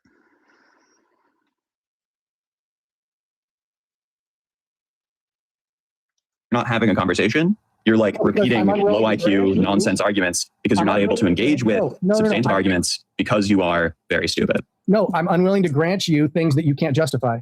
Okay, what do you Mr. Karen says, women are not from Venus, men are not from Mars. Okay, wow, that's not relevant. Both are human, yes, no one disagrees with this, and thus not gendered. Souls are gendered. Reference Saint Origen. Origen's not a saint.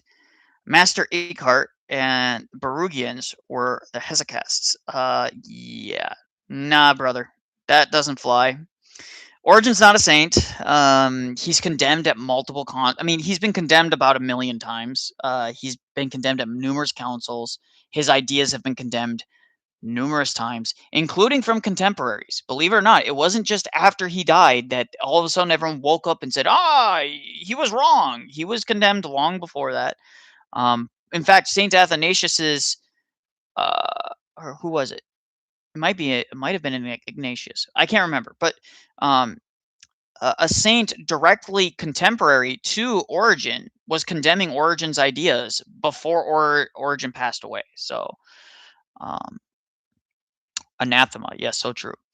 Yeah, no, we by the way, we're not just souls in flesh. Our bodies are eternal also. We are resurrected at the final day in our bodies.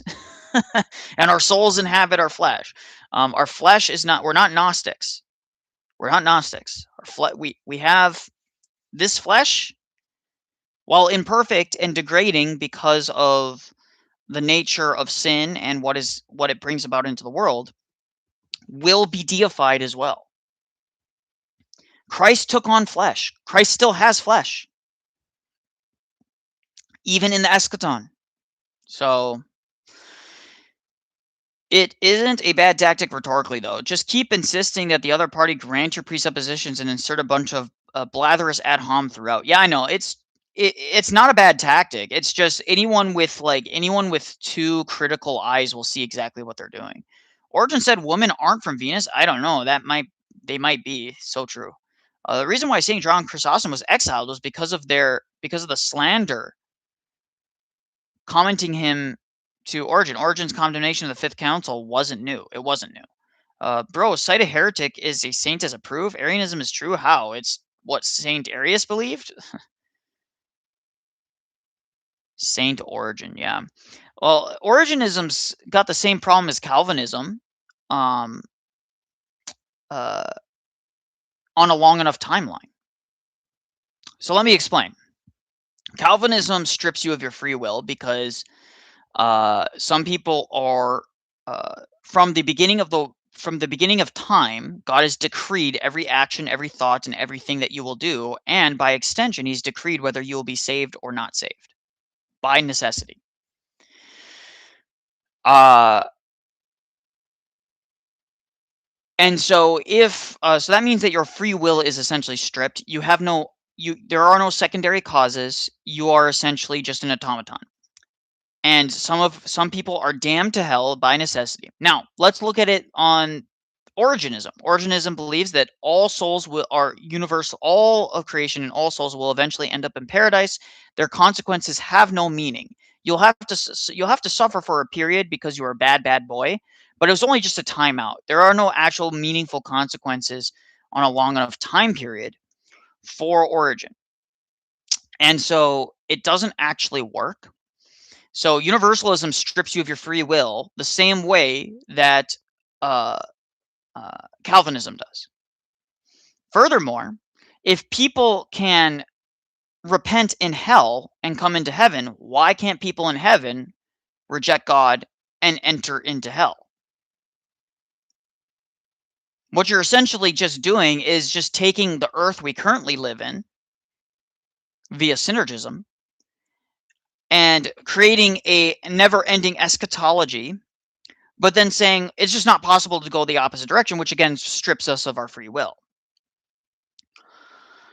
Whereas with the Orthodox position is that God, the finality of our decisions, there is a finality to our decision-making processes in which eventually we will be joined with God or we will be rejected because we have chosen the direction in which our heart is going to be disposed, and that there is no changing it after a certain period of time because God grants us the desires of our heart, and then it is like a siphon that draws us ever closer to him or ever further away from him.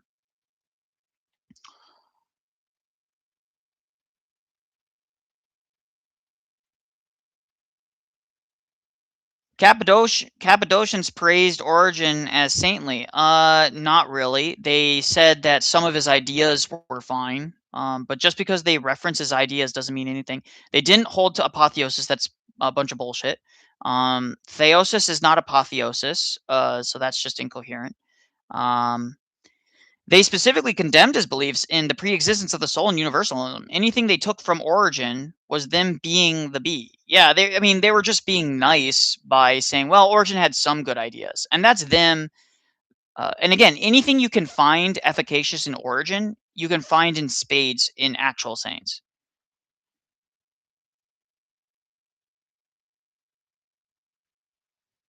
The body is eternal, idiot.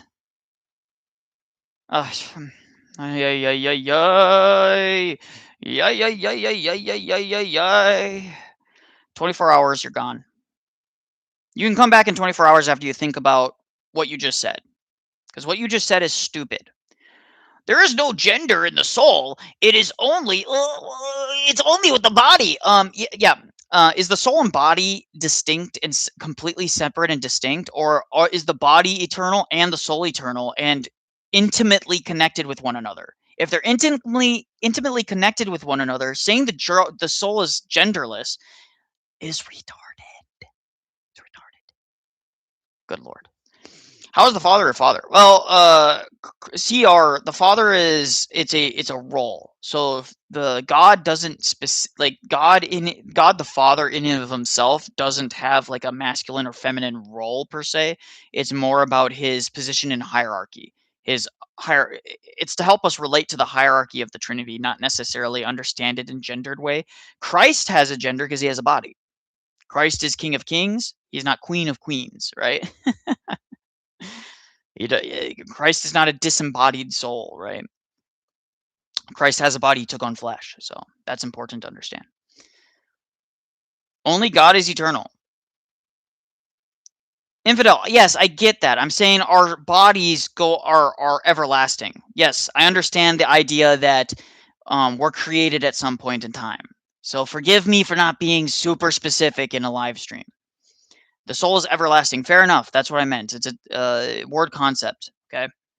I just made a word concept snafu. So I get what you're saying. The soul is everlasting, but the body is everlasting too, by the way. Oh no, I just wanted to clarify. I just because I know some people will seize on that if I don't clarify in the stream. Infidel. Because if I don't clarify, people cut it and be like, oh, he said this, heresy. People always do that. In my opinion, the worst theological belief by far, as Calvin believed in, was that autotheos of the Son.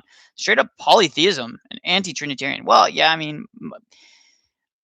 anything that is not of the monarchia of the Father is anti-Trinitarian, ultimately.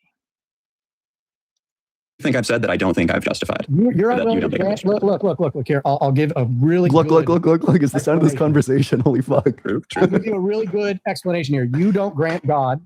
Therefore, I don't grant anything that I would say you can't justify either. What question do you think you're answering right now? I can't justify God. He's uncreated, outside of the universe, outside of time, all these other kind of things, right? I can't go, there's God right there. But you can't go, Well, hold on. Dr. Danger, I would say that there is a small mistake there in that it's a category error. I would just simply tell him, you trying to ask me for some sort of evidentiary claims, like physical claims that you can touch with or understand with your senses, or like engage with within your senses, is a category error. But we can know God based on the impossibility of the contrary. So that's what I would say. You can't go, hold on. You can't go, there's a mind, there's knowledge, there are these things. You can't. Yeah, I think I can. I can do all of those things, right? I think my mind is in my head. I think my mind, I'm an enemy theorist.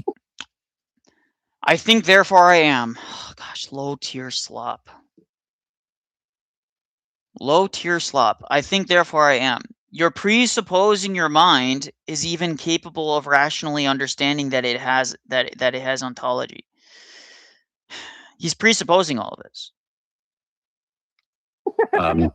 You can't even prove that scientifically.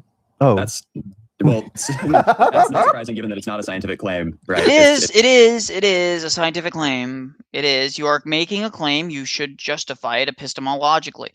Science is just as bound to epistemology as any other mode of rationalizing the world around us. No, and that's fair, Dr. Danger. If I was with them, I'd be pissy and irritated too. So I don't blame you. It's not even a metaphysic claim.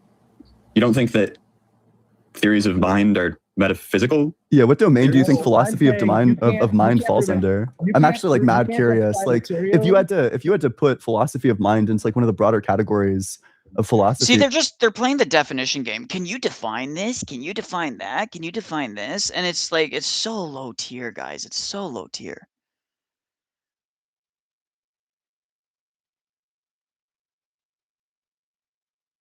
Oh, it's just, I don't even know why. Like, and this is another thing is the reason that he has people call into him is so that he never has to be held to his positions. He will never call into my stream, for example. Like if I opened up an X space and said, listen, Ian can come in and we can talk on X space, he would never do it. Not in a million years would he do it. Because he knows that he would be, like, I would hold his feet to the fire. In this space, he knows that he has the advantage because he can have his friend interject whenever he needs to derail the conversation. He can derail the conversation for his friend whenever his friend is put onto the chopping block. He can laugh, he can mute, and be in control. Now, people will criticize and be like, well, but doesn't Jay Dyer do that? Yeah, but Jay is asking these people to justify their claims. If they don't, then he kicks them. But you'll notice that when people actually try and justify their claims, Jay will let them speak, right? There's a difference between reeling somebody back in to answer to your argument and just mocking a claim, which is what they're doing. They're not actually answering to anything. Which one do you think you'd put it in? In the broader categories of philosophy? Yeah, like, metaphysics, epistemology, ethics, axiology, aesthetics. There's like... Aesthetics? Aesthetics? Did he just say aesthetics, guys? Okay. Even putting that in the same category as epistemology is just retarded. Like, he's just saying things. He's just saying things to sound smart. He's just saying things to sound smart at this point. Like, straight up. He's not actually saying anything.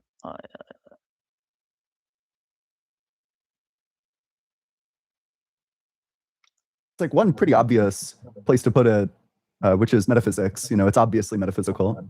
No, I said that earlier, yeah. Yeah, and to be clear, when you said it's not metaphysical, you meant it was metaphysical?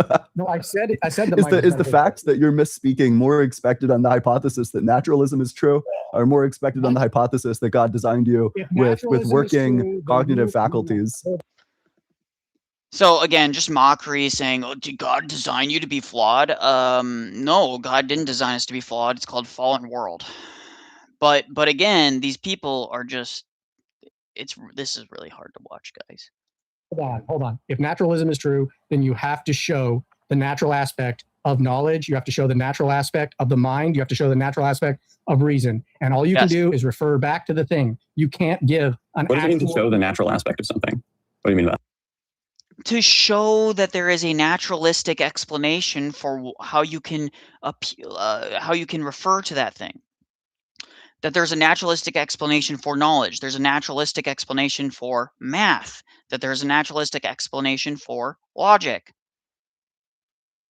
Where is the math particle? Where is the logic particle that I can see when two atoms hit together, or let's say two logic particles hit each other, and out comes logic, and we can see the logic. If you say that logic is just from the human mind, it's mind subjective. If logic is mind subjective, then you can't appeal to it for anything. There's no consistency, because I can simply say that my logic, the logic that comes from my brain, is actually better and superior to yours. I'm more evolved than you. Another atheist can contradict your logic and simply say, I'm more highly evolved than you.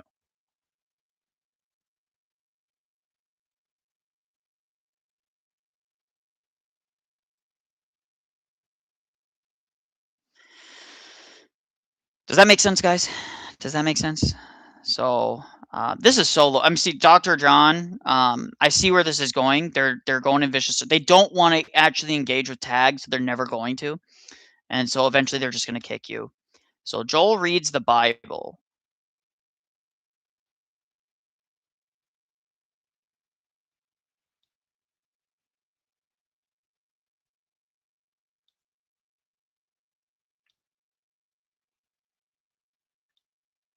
God is debunked. Members first.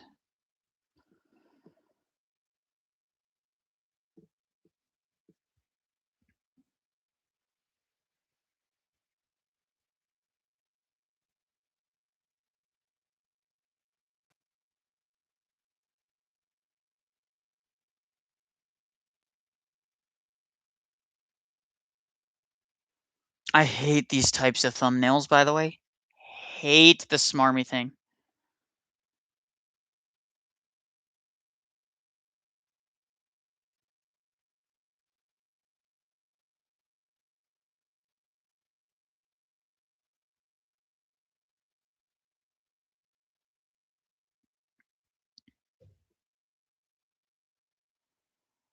Joshua lies about the sun standing still.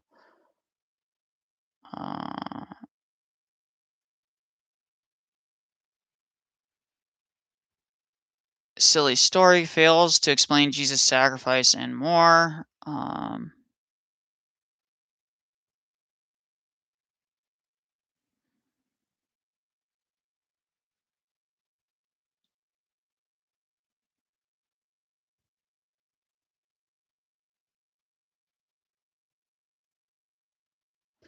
End times rant. Okay, well, let's go here. We'll start with this.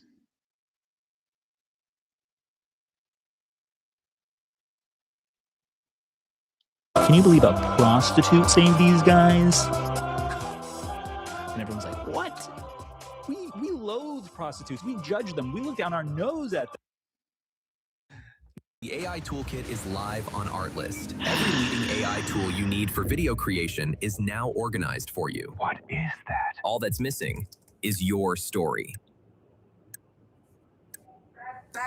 Get all the latest image, video, and voiceover models in one clean experience, so you can focus on what... Now, Jericho, there. All right. He's going to go over Joshua. Let's predict what's going to about to happen here, guys. There's going to be a lot of arguments from incredulity, bad exegesis, bad history, bad understanding of the nature of God, probably a bunch of Calvinistic assumptions about the problem of evil and free will and other things. So I'm guaranteeing those 5 things right away.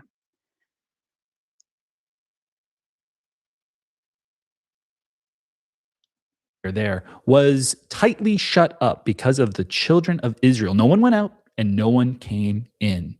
They're terrified. Their hearts are melted, and they're just going like, ugh. So they're locking their doors and windows. Sure. Yahweh said to Joshua, "Behold, I have given Jericho." Okay, so he's already anthropomorphizing the thing. He's creating a narrative through emotive speaking to try and make it sound as ridiculous as possible.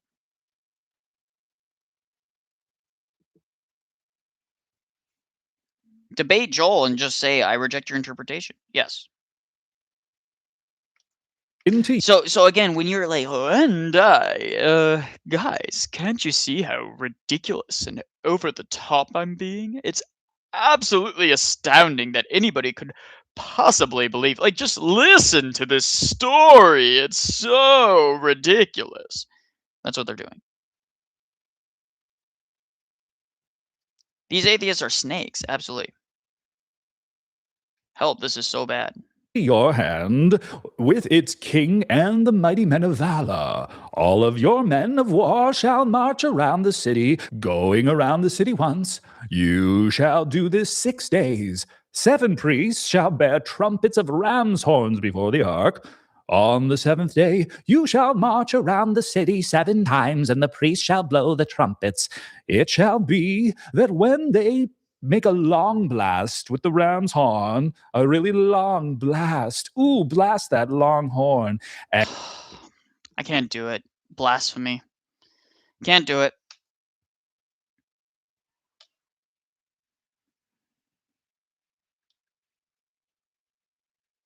Seriously? He's gonna try and sexualize the Bible? Blast that long horn. Oh my lord. What a nasty, insufferable. The fruits of atheism, by the way. The fruits of atheism. I wouldn't trust that guy around my child for more than 2 seconds.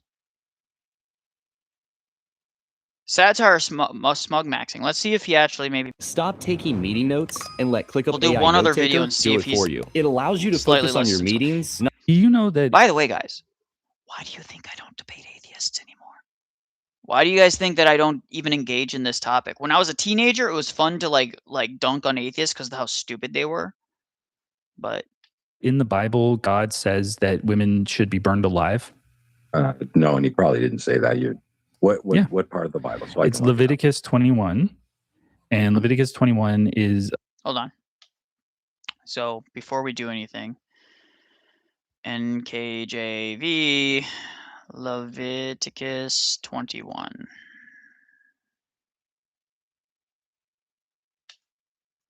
So we're going to stop sharing that real quick. We're going to share the entire window so that I can show you guys the Bible verse that he's referencing.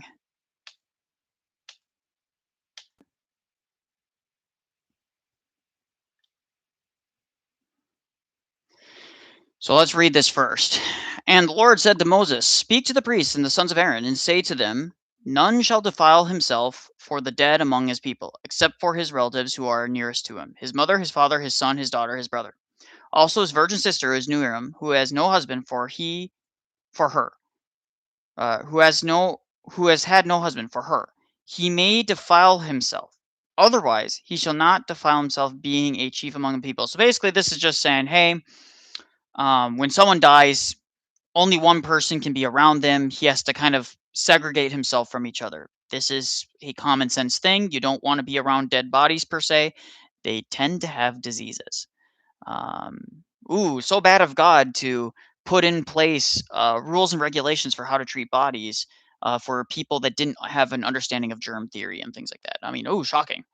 Why didn't he just teach them about germs? Because they were not ready for it. They were still immature. Humanity was still immature. They shall not take any bald place on their heads, nor shall they shave the edges of their beards, nor make any blah blah blah. Who cares? They shall not take a wife who is a harlot or any defiled woman, nor shall take a divorce. The priest is holy to his God. Okay.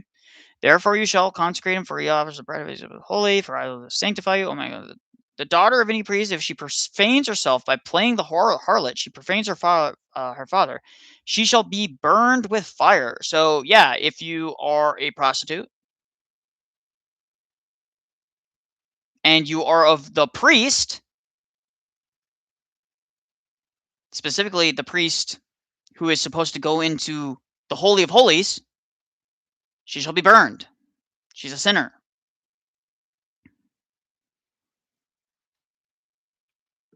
By the way, this doesn't apply to Christians anymore. So guarantee you he's going to try and apply this to Christians and act like he's going to act like, oh, any priest in Orthodox Church who has a daughter that turns out to be like, who rejects God and turns out to be incredibly degenerate or something like that, now has to be burned. It's ridiculous. It's stupid. A part where God is on Mount Sinai, and he's talking to Moses, and he's giving Moses all sorts of instructions for all the different laws, but in this case, it's for the priests. And at the beginning of the chapter of Leviticus 21, it says, "The Lord said to Moses." So this is, if you believe the Bible is true, the Lord speaking directly to Moses. And the first part of it is all just like, don't touch dead people unless they're close relatives, don't have gashes in your flesh, don't shave the edges of your beard, just different laws for the priests. But when we get down to verse 9, it says, when the daughter of a priest profanes herself through prostitution, she profanes her father, she shall be burned to death. No, it says burned with fire. This is God saying, burned with fire. I'm not exactly sure what's the problem here.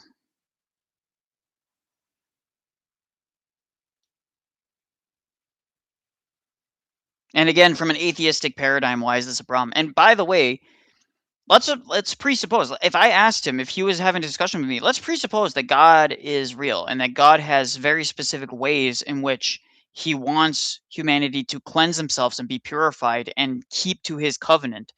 Why is this bad?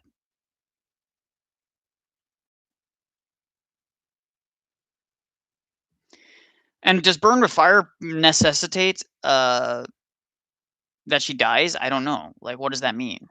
It's very vague. So this is like something where an expert in this area, like Father Stephen DeYoung, would be very useful so that this can be understood. Nick from Fearless Truth had a decent little discussion with this guy and his buddy. If you have a link, I would be more than happy to look at it.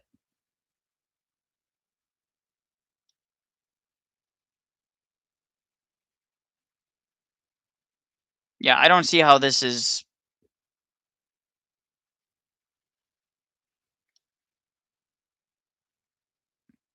I don't see the controversy here. Oh, that. what? So hold on. What's wrong with that? What's wrong with God? What's wrong with setting women on fire for having sex? Yeah. For being For having sex. He downplays it. He downplays it. He downplays it. He downplays it. He immediately downplays it. They're just having sex. No. If she's a harlot. A harlot. Do you know what a harlot is? I think the caller is actually not a problem here. But I think the prowler, if he says new Christian, that might be a problem.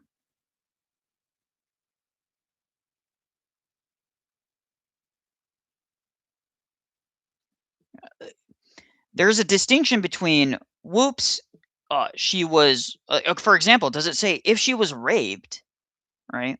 If she was raped, or however you want to say it, right? And then she was burned because of that. That's just, well, she was just, you know, she was just forced against her will to have sex. I mean, that's just sex, right? Or if she was married and she had relations with another man and she's married, does it say that? No. So it's not merely sex. See how he misrepresents the entire thing? Oh, this is why the Confession of Disitheus, by the way, says that you shouldn't read the scriptures unless guided by somebody, because many of you guys are retarded. They die horrific. Yeah, it's the torture. And by the way, if she wasn't burned, the priest's entire family would be suffering, because the priest is the representative that goes into the Holy of Holies, into the very presence of God.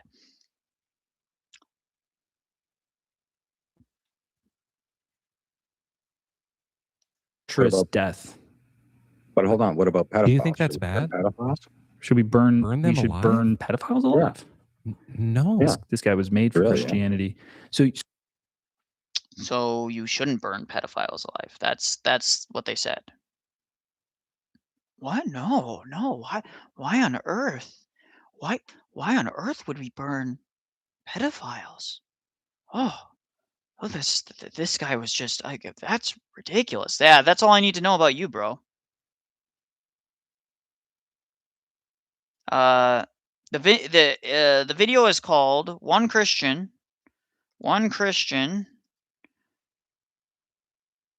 owns 2 atheists. They call for backup.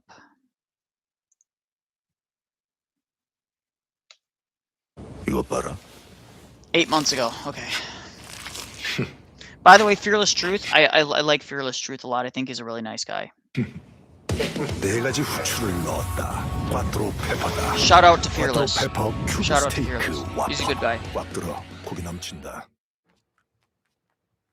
우린 씁니다. How's it going? All right, sorry about that. We just got to take turns. I don't want to do like too many at once. Sometimes at the end we bring a bunch of people up and just kind of see how it goes. But what's your name and age and religion? Yeah, my name's Nick. I'm 23. I'm a Christian. All right. Well, the Christian God, I think, is make-believe. Did you have some evidence to suggest otherwise?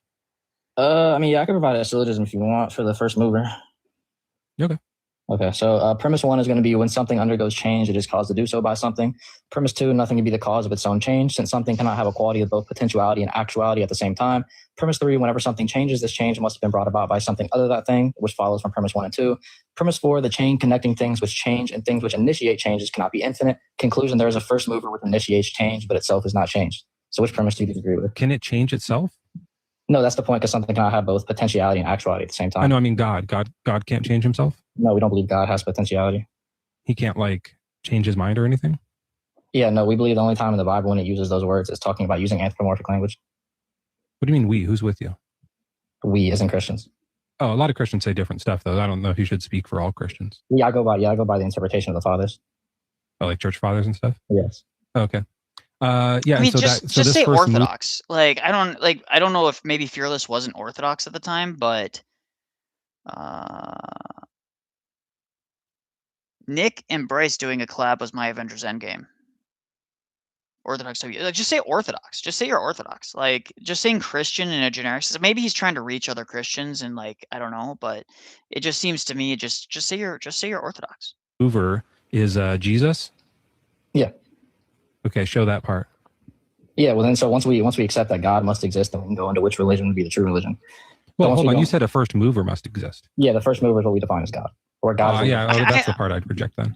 I think the weakness of just doing generic Christian is that if you do Orthodox, you can say from the Orthodox paradigm, Orthodoxy is the only completely coherent worldview. Others can be more coherent than others, but Orthodoxy is ultimately the only fully coherent worldview.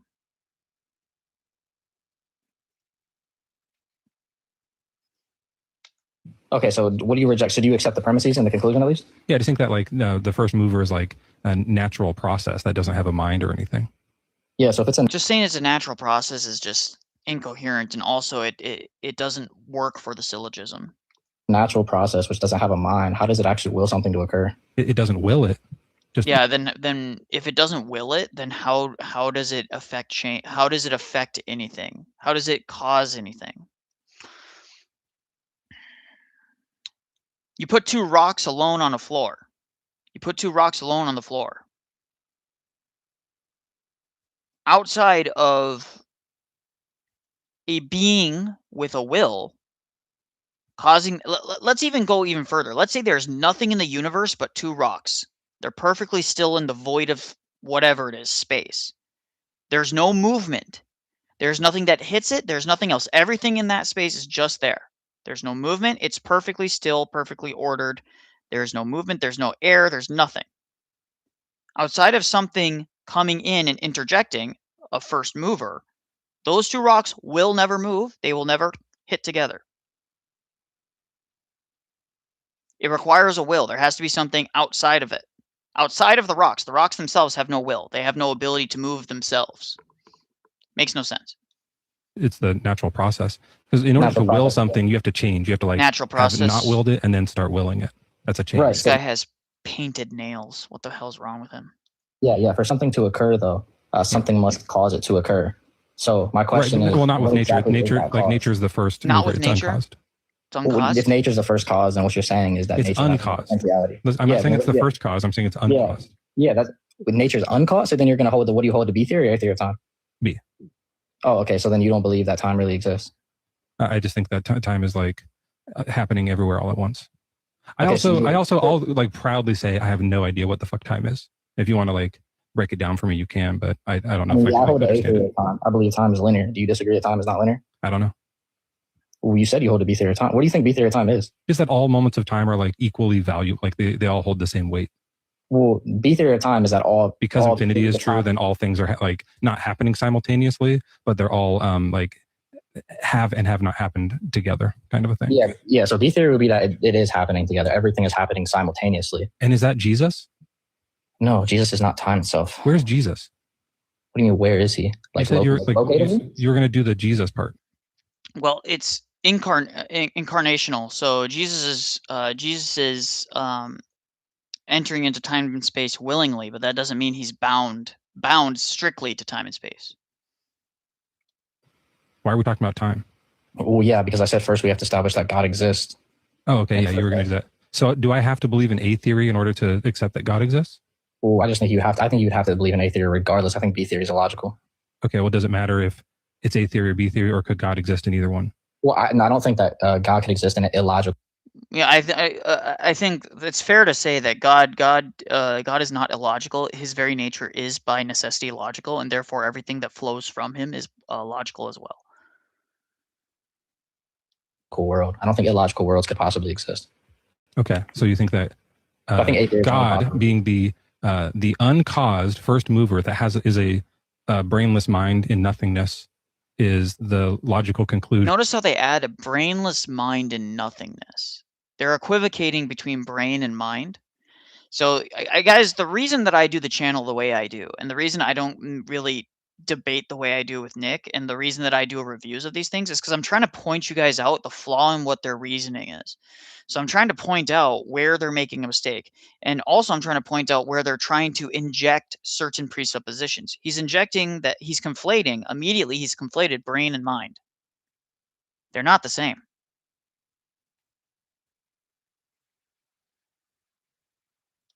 Here under your views, is that what you're saying? And then we go, oh, hold on. There's a comment in chat here.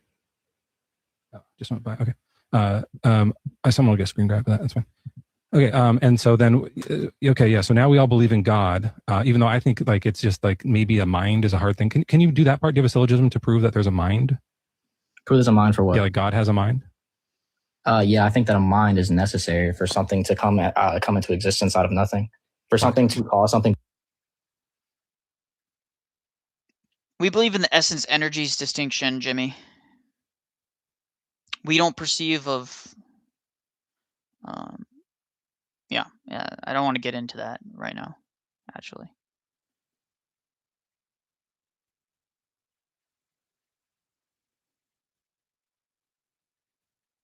Yeah, he's conflating the fact that minds and brains need to exist, but I'm glad that Fearless or Nick blew past that, because I don't think it was a good faith observation. To come into existence out of nothing, it can't just be merely. Wait, you think something can come from nothing? Yes, I believe that God can create something from nothing. Wait, do you disagree? Do you think the universe is infinite? I think that's more likely, but I don't know for sure. I don't know about something coming from nothing. How does that work? So again, that just reduces your worldview to absurdity, because if you're living your entire life as if something it could be by likelihood, isn't how you operate, right? You don't operate based on likelihoods. You operate based on assuming that the way the world operates now is going to continue to operate the same way in perpetuity. It's going to be an issue with the universe being infinite. So if the universe is infinite, then you would have to say, for example, well, there's going to be a couple of different issues. Number one, there's a scientific issue, but number two, there's also a philosophical issue as well. The philosophical issue would be that if the universe goes back eternally far, how do we ever get to this point? No, I don't know. It's logically impossible, because if time goes infinitely far back, we could have never gotten to this point. Do you think time goes infinitely far forward? Time goes infinitely far forward? Yeah. I mean, not necessarily. I think that will be outside of time eventually. But you think time's going to like end? Yeah, time is just referring to a theory of change. I think there'll be a point. Well, so at some point, everything's going to stop changing. Time is. I think I disagree with Nick on this. Saying, yeah, I think time will end. Maybe I'm wrong. So someone can correct me. Nick can even comment down below, guys. You can even tag him and say, Nicholai was kind of thinking about what you said here and might slightly disagree. But this is my take. So Nick, down below, correct me if I'm wrong. I might be wrong on this. Totally open to being corrected here. Father Deacon Ananias, any of the guys that sometimes consume my content, anyone. The eschaton, we're not static. We're not static in the eschaton. We don't believe in like some weird like static beatific vision idea of the eschaton, where we're just like in this static state of bliss and there's no quantifiable changes in the eschaton. We believe in that theosis or epitasis. I can never say the word. Goes on into eternity. That we are going from one glory to the next glory. If we're going from glory to glory, as the scriptures speak, or as the scriptures say, if we're going from glory to glory in the eschaton, then time doesn't really end in the way that we conceptualize it. God, being infinite, is outside of time, but we experience God only within the created order. We never exit the created order, and time being a necessary aspect of the created order, by necessity would hold to that. Nick, correct me if I'm wrong in thinking this way. I think the way you say that word, by the way, is EP.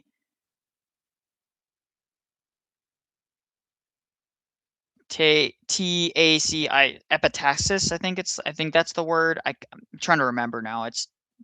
I'm really bad with like remembering the Greek language. Actually, let me pull it up here. I might be able to find it.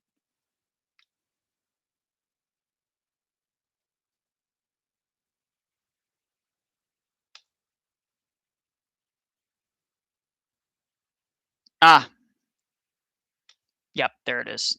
This is the word. Epicatis. Epicatis. Epicatis. EPEKTASIS. So if anyone wants to try and say that, they can. I am having such a hard time. I know Alex Soren said it to me too in a live, and I just cannot for the life of me remember. I have to like say it like 6 times in a row. Where's the stress? That's what I'm trying to freaking remember. So anyways, let's go. It'll be like static. Yeah, I think that we will stop having passive potency. We can still have active potency, but none of us will have passive potency. What does active potency mean? So passive potency and active potency, the difference is to cause a change in another or to cause a change in yourself. But you need time for either one. Yeah, so I'm saying for us, I believe that time will stop in the sense that we won't have passive potency, but we can still have active potency. But yeah, but that's still be able to actively. Yeah, I think the atheist actually has a good point here that time will, but again, I don't think the atheist has even if you grant that time exists in the eschaton, I don't think you grant the atheist anything. I don't think it grants the atheist anything. It doesn't give us any sort of, it doesn't give us any, it doesn't, how do you say this? It doesn't actually like influence the argument at all. Like you granting that time goes into eternity, but that time was created at some point and is part of the created order. I don't think that actually does anything. It doesn't actually cause any problems for our argument. Be potent because that would still require time. What would be the logical contradiction with interacting with time without being in time? There is no time to interact with.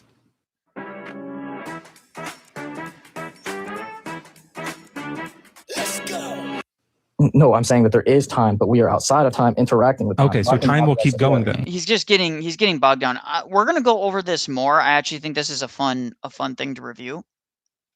We'll go over this more maybe later, guys. Maybe if I have time tonight, if I'm not completely exhausted from filming and things like that. If I'm not completely exhausted, tune in. Go follow Kongmin if you want to see some of the content we're going to be producing. Kongmin Lee. In fact, I'll just go over to his channel right now. Kongmin Lee. Right here. We did a almost 8-hour stream just showing people Busan, doing different things, showing people around like Korea. It was a lot of fun. We were just doing it kind of just because we were like kind of plotting out what we were planning on doing. So I think you guys will really like it. I think you guys really enjoy it. We have a lot of content planned for Korea, broadly speaking, that is standalone content, not streaming. So I hope you guys really enjoy it. Common's a great guy, really smart. So why don't you guys go ahead and give him some love and stuff like that. So he's a great guy. So we're going to go there. I'm going to stop streaming. I'm going to go eat, guys. I'm freaking starving. So I apologize if you guys wanted me to go a little longer, but we will go over Bryce J's interaction with those guys further at another point in time. So we will I'll definitely want to review that because I think it's interesting to at least think about that. So God bless everyone. Have a wonderful day, and we'll see you soon.